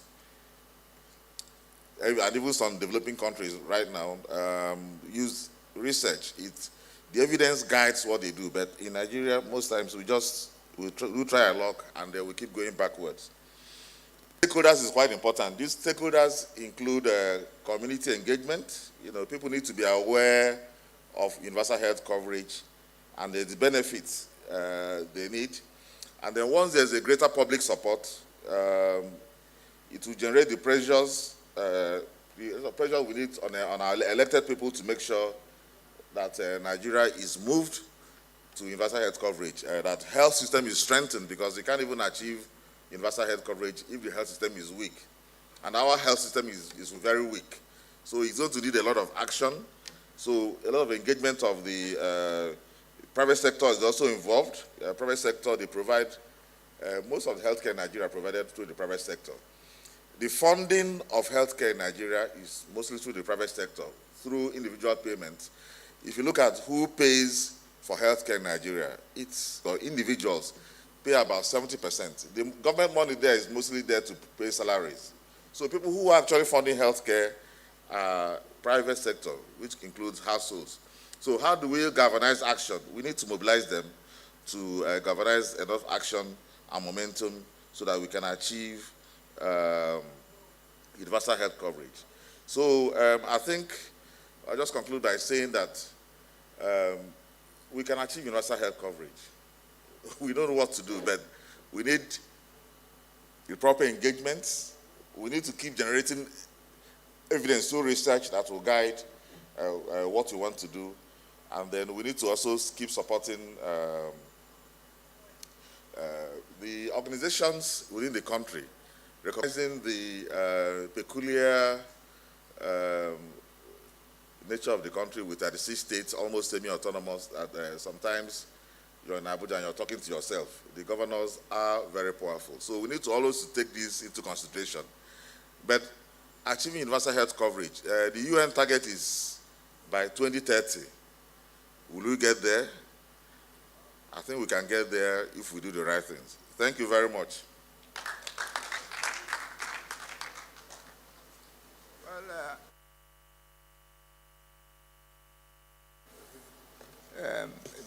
Give us a summary of his ideas. That gives us a chance to discuss, because it will be a pity if this session ends without contributions and input from the audience. So I will invite Andrew, Professor Andrew Zamani, who is a clinical psychologist and director, Institute of Governance and Developmental Studies, to give us his idea about the presentations. Thankful that our national health insurance now has a legal status. I think we should clap. It has a legal status, and that is good news, which means that access to care, health care, is going to be greatly improved. That is our hope. That's our expectation. It also means that by government giving national health insurance a legal framework, healthcare is going to be more affordable, especially to the lower rung of society. It's an assumption. Now, there are a few issues that we need to keep in mind as we hope for a great performance, as our DG, National Health Insurance Authority, has said, and as Professor Opina has just told us.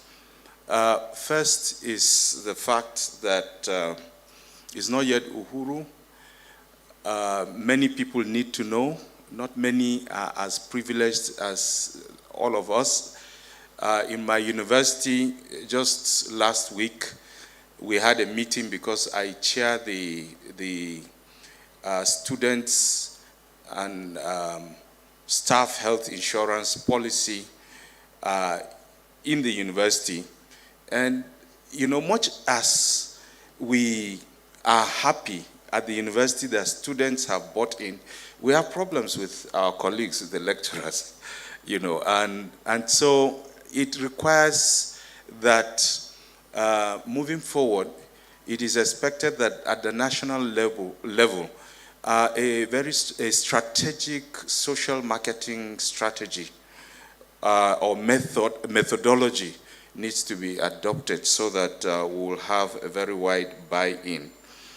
Now, number two, it is important that as we contemplate the next levels of engagement through a summit, we begin to ask ourselves what healthcare services are truly available here in Nigeria. What are those? Yes, we know primary healthcare, secondary healthcare, and tertiary. But what are the nitty-gritties? What healthcare facilities are available? I'll give you an example. I'm from the mental health sector. Now, it is not possible, and I'm saying that without any fear of contradiction, that if somebody came in here from Ghana to ask us, where can I get a drug rehabilitation center in Abuja? It would be difficult for people who are resident in Abuja to provide that kind of. And so if we do not know about facility position, it is also very difficult to know about manpower or experts, service providers, and so on and so forth. So I think it's one of the issues that we need to begin to think about and to pay attention to. Now, we need also to pay attention to caregiver competencies. It's not just enough for us to think about service delivery to our clients in a timely manner, in an affordable manner, without actually minding caregiver competencies. And I tell you, in fact, I should add their behaviors also, caregiver behavior. Sometimes you have competent care providers, but you have a poorly groomed personnel. And so, whereas they are in the position to provide the care, the psychological response to how they behave, to how they entreat our patients or clients, causes a lot of resentment. And therefore, there is usually an automatic rejection of health seeking in organized healthcare services. And that takes me to the next point. What are the health seeking behavioral patterns of Nigerians? When people are sick, where do they hope to go? And do those initial points of call sustain them? Are they able to stay for as long as is required in those places? Or do they run away to another place? And so on and so forth. So, for me, the health-seeking behavior patterns of Nigerians actually amorphous. It is disorganized, and this is born out of the frustration that many care seekers get from the hospital systems. So we go to traditional, from traditional we come back to hospital, from hospital we go to faith-based organizations, from faith-based organization we return to the hospital, and sometimes when we are in the hospitals, you have faith practitioners coming in, to contest the validity of the diagnosis that our experts have given, and therefore they emotionally and psychologically contend with the effect of the medication or the treatment that people are getting. Would that affect health insurance? Does that affect universal health coverage? These are the issues that I am raising. I'm also raising the issue of the need at the national level for us to have a very strong ICT infrastructure. An ICT infrastructure that will help us organize a national health information system so that there can be effective coordination of information and coordination of thoughts by expert caregivers with regards to particular patient conditions and what needs to be done about it. We have seen it at Garki Hospital here in Abuja, a semblance of what this kind of arrangement can be, where through public-private partnership, right now consultation is digitalized. And so when you move from one point to another, you have no fear of being misunderstood, because whatever information you have shared at the first point of call, is officially generated and shared with other people who need to respond to your healthcare needs. And so you now know who is taking care of who. You now know who has taken what help. You now know what the disease patterns are. You now know what medications are available. You now know the sources of these medications. And so you can easily deal with the issues of fake drugs or charlatanism in the healthcare sectors. We need also to check the performances of our health management organizations, because sometimes you find out that the malaise that the first team that did a presentation, the malaise of corruption, the unethical conduct that pervades most of our care-giving service platforms, also take place with our HMOs. And so I'm really very glad that the chief executive of the authority has told us that one of the issues they are going to really pay attention to is regulation. And I'm sure that it's going to cover this. Now, this takes me to the next point. Servicom. All caregiving points must have functional Servicom units. These will check, and they will also curb discriminatory services. Hospital management must also be checked for probity and prudence in the management of resources. Do we have a health care facility mapping in Nigeria? It is really very important. It takes me to the first point that I made about who is where, doing what. Let us have a healthcare facility mapping so that the regulating authority would be able to facilitate our march towards universal health coverage. And finally, to actually achieve universal health coverage at the time that we have agreed to do, I think everyone in the world is expecting to have attained sustainable development goals in 2030. Now, our own may be a little earlier than that, and if it is, that would be great. That would be wonderful. But for us to achieve universal health coverage in Nigeria, I think we need to do something different. And one of the things that we need to do, and I want to invite the chief executive to be mindful of this, is that we now need organized social science research to study the health beliefs and health behaviors of Nigerians.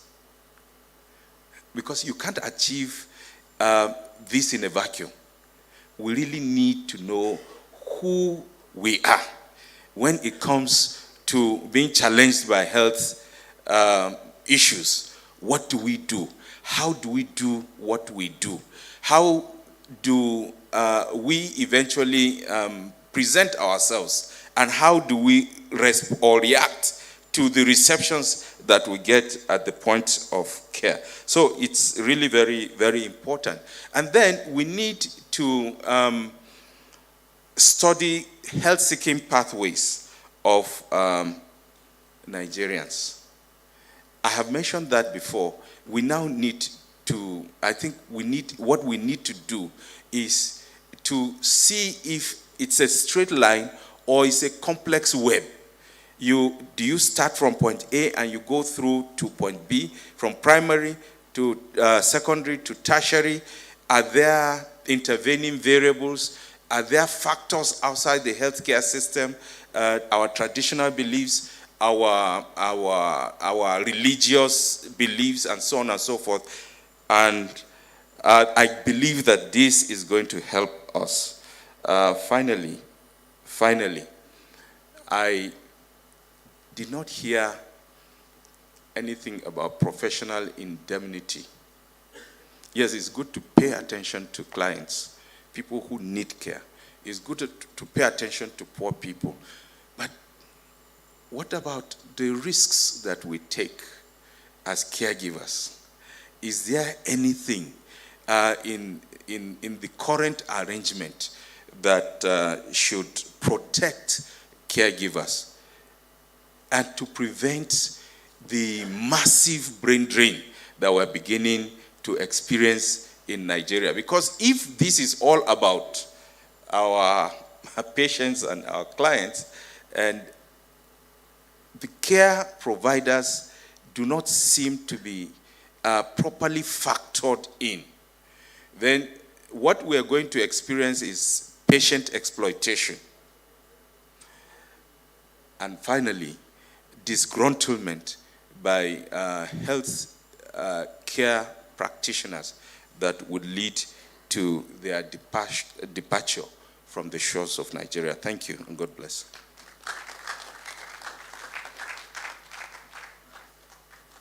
Thank you. Shall we say comments and questions? Opportunity, anybody who wishes to make comments or ask questions, please go ahead. Please, can you?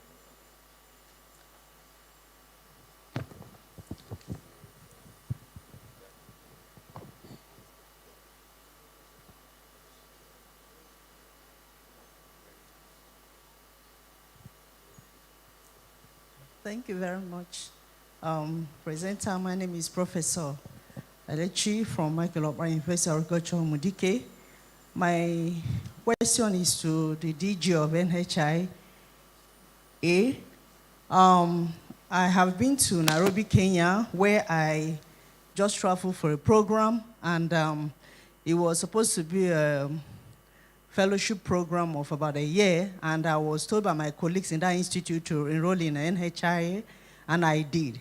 I was very healthy when I left Nigeria. I wasn't sick. But unfortunately, within 1 week, I arrived. I was just finishing my registration with the NHIA, and I had a problem on the eye. And I was told to go to their hospital. And immediately I got to their Aga Khan University Hospital, Nairobi. They said I was billed for surgery. And it's going to be on the 2 eyes. And I asked the doctor, please, can you do on 1 eye? The doctor said, no, the 2. An Indian doctor. I was scared. I said, how am I going to cope with it? But what surprised me was that I went in there, and I was just within a week of arrival. I started asking them, what am I supposed to do? They said, you'll be admitted. Who will sign? I said, I didn't come with anybody. Summarily, I went into the theater. They operated on me. And the nurses, the caregivers came and asked me, what would you like to eat? I said, how much is it? Because I was just arriving with maybe like then $500, which I was supposed to use to take care of myself. He said, no, you're under medical cover. You are covered. It's been taken care of. I said, wow. When I was supposed to pay my bill, because I was looking at it from my own Nigeria perspective, like it would take time to get me registered. Bill again, they said, no, you're under medical cover. I just finished, did my surgery. They got a cab for me the next day that took me to the institute where I was. I'm asking the DG, is it possible that that can be done in our own system here? Because people are discouraged. Somebody talked about his university where people don't assess the lecturer, that is the problem they have. And I want to say, why? I think the question is clear. Okay, number 1 question. Number 2 question now is this. One question at a time. Yes. So to give others chance. Okay, summary, yes, please. Yes, thank you. Number 2 question is it possible that Abuja, I have NHIA, and I arrive Abuja for a meeting as I'm here, but God forbid the person has a problem, and I move into Gariki Hospital, and I'm told, sorry, you can't get medical care because I didn't register here in Abuja. Can someone be, this is national, it's a Nigerian thing. Can you get care if you're outside your place of work, but you're registered with, you have your ID card, but you're not registered in that particular state where you are for a brief, maybe like a visit or 2 months? Is it possible to get that? Because as far as I'm concerned, it doesn't happen. It's not happening now. What can we do to help citizens All right. of this country? Thank you very much. Thank you, sir. Any other questions? Thank you, sir. Professor Sambo. Ben Umaru is my name. University of Abuja. Yes, please go The ahead. issue is, at the teaching hospital, to go through a process. When I visit the hospital, particularly NHIS, if, for example, it was last week, and this month, December, this week I am to go, I will be required to go through fresh process. Before, it used to be when doctor asks me to go for consultation, maybe 3 months or so. But now I am told that every visit I make, monthly, I have to go through rigorous process. I am disturbed. And I think this is the complaint of many. Please, clarification on this will help us. Is it on monthly basis that one has to go through the processes before you can consult with a physician? And lastly, they say one question. Please, in the document that you said has just approved, can you tell us what will happen, or what the document has to say concerning my aunties, my uncles that are not close to NHIS service provider? Thank you, sir. What is the policy document saying concerning that? All right. Any other comments, questions? All right. Yes, please. Please. Thank you. I'm W.B. Curix from Bingham University. Just a short question to Dr. Sambo. There are unconventional caregiving centers, such as rehabilitation centers, and they deal with large numbers of drug abuse, substance abuse. Are they in any way captured in the NHIS law that they could be standardized and captured? Thank you. Yes. Good evening. I'm Professor Ali Usmail Nafati. My question also to the DG of the Health Authority. Now, can you tell me maybe the vulnerable groups, especially the elderly, how have been taken up in the Act? And of course, those with disabilities. And also the disease coverage. I knew before there used to be some limitations, what disease conditions that the one can benefit from the health insurance. For example, we one time that we say malignancies are not covered and things like that. And I think this will really encourage. Now, the enrollment time, honestly, very low. I went to enroll my family and dependents into the scheme. It will take 3 months before I can get the ID card for how to be able to access. I think this is something your authority needs to be to fine tune and kind of fast track. Thank you. Anybody from to my left? The young people? Any of you with comments or questions?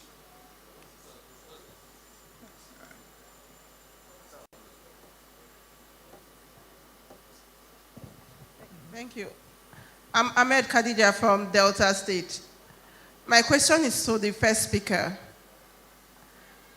When you go to the hospital and you are registered with NHS, they will tell you that you can't do surgery.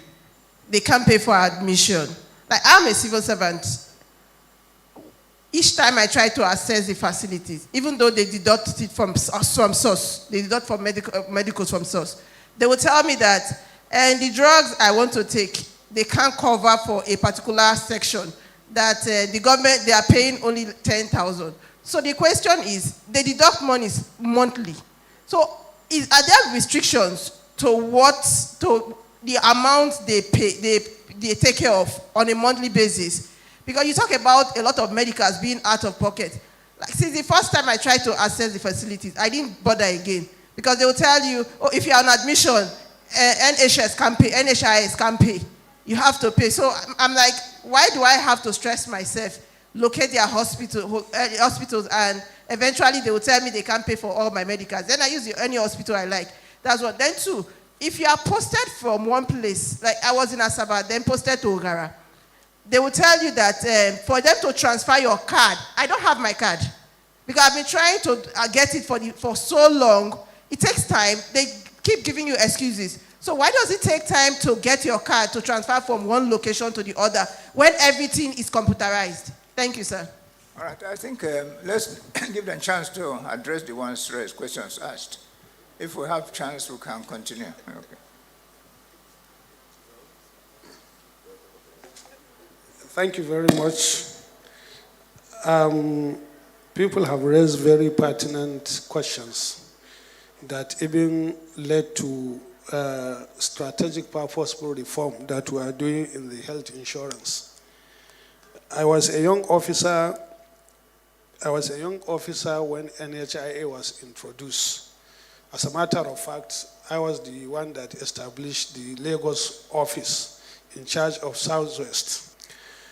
As far back as 1999, some of us learned how to operate computer in the organization. But when I came as a chief executive officer 20 years after, when I came back as a CEO, I look at the level of digital transformation in the organization. Very poor.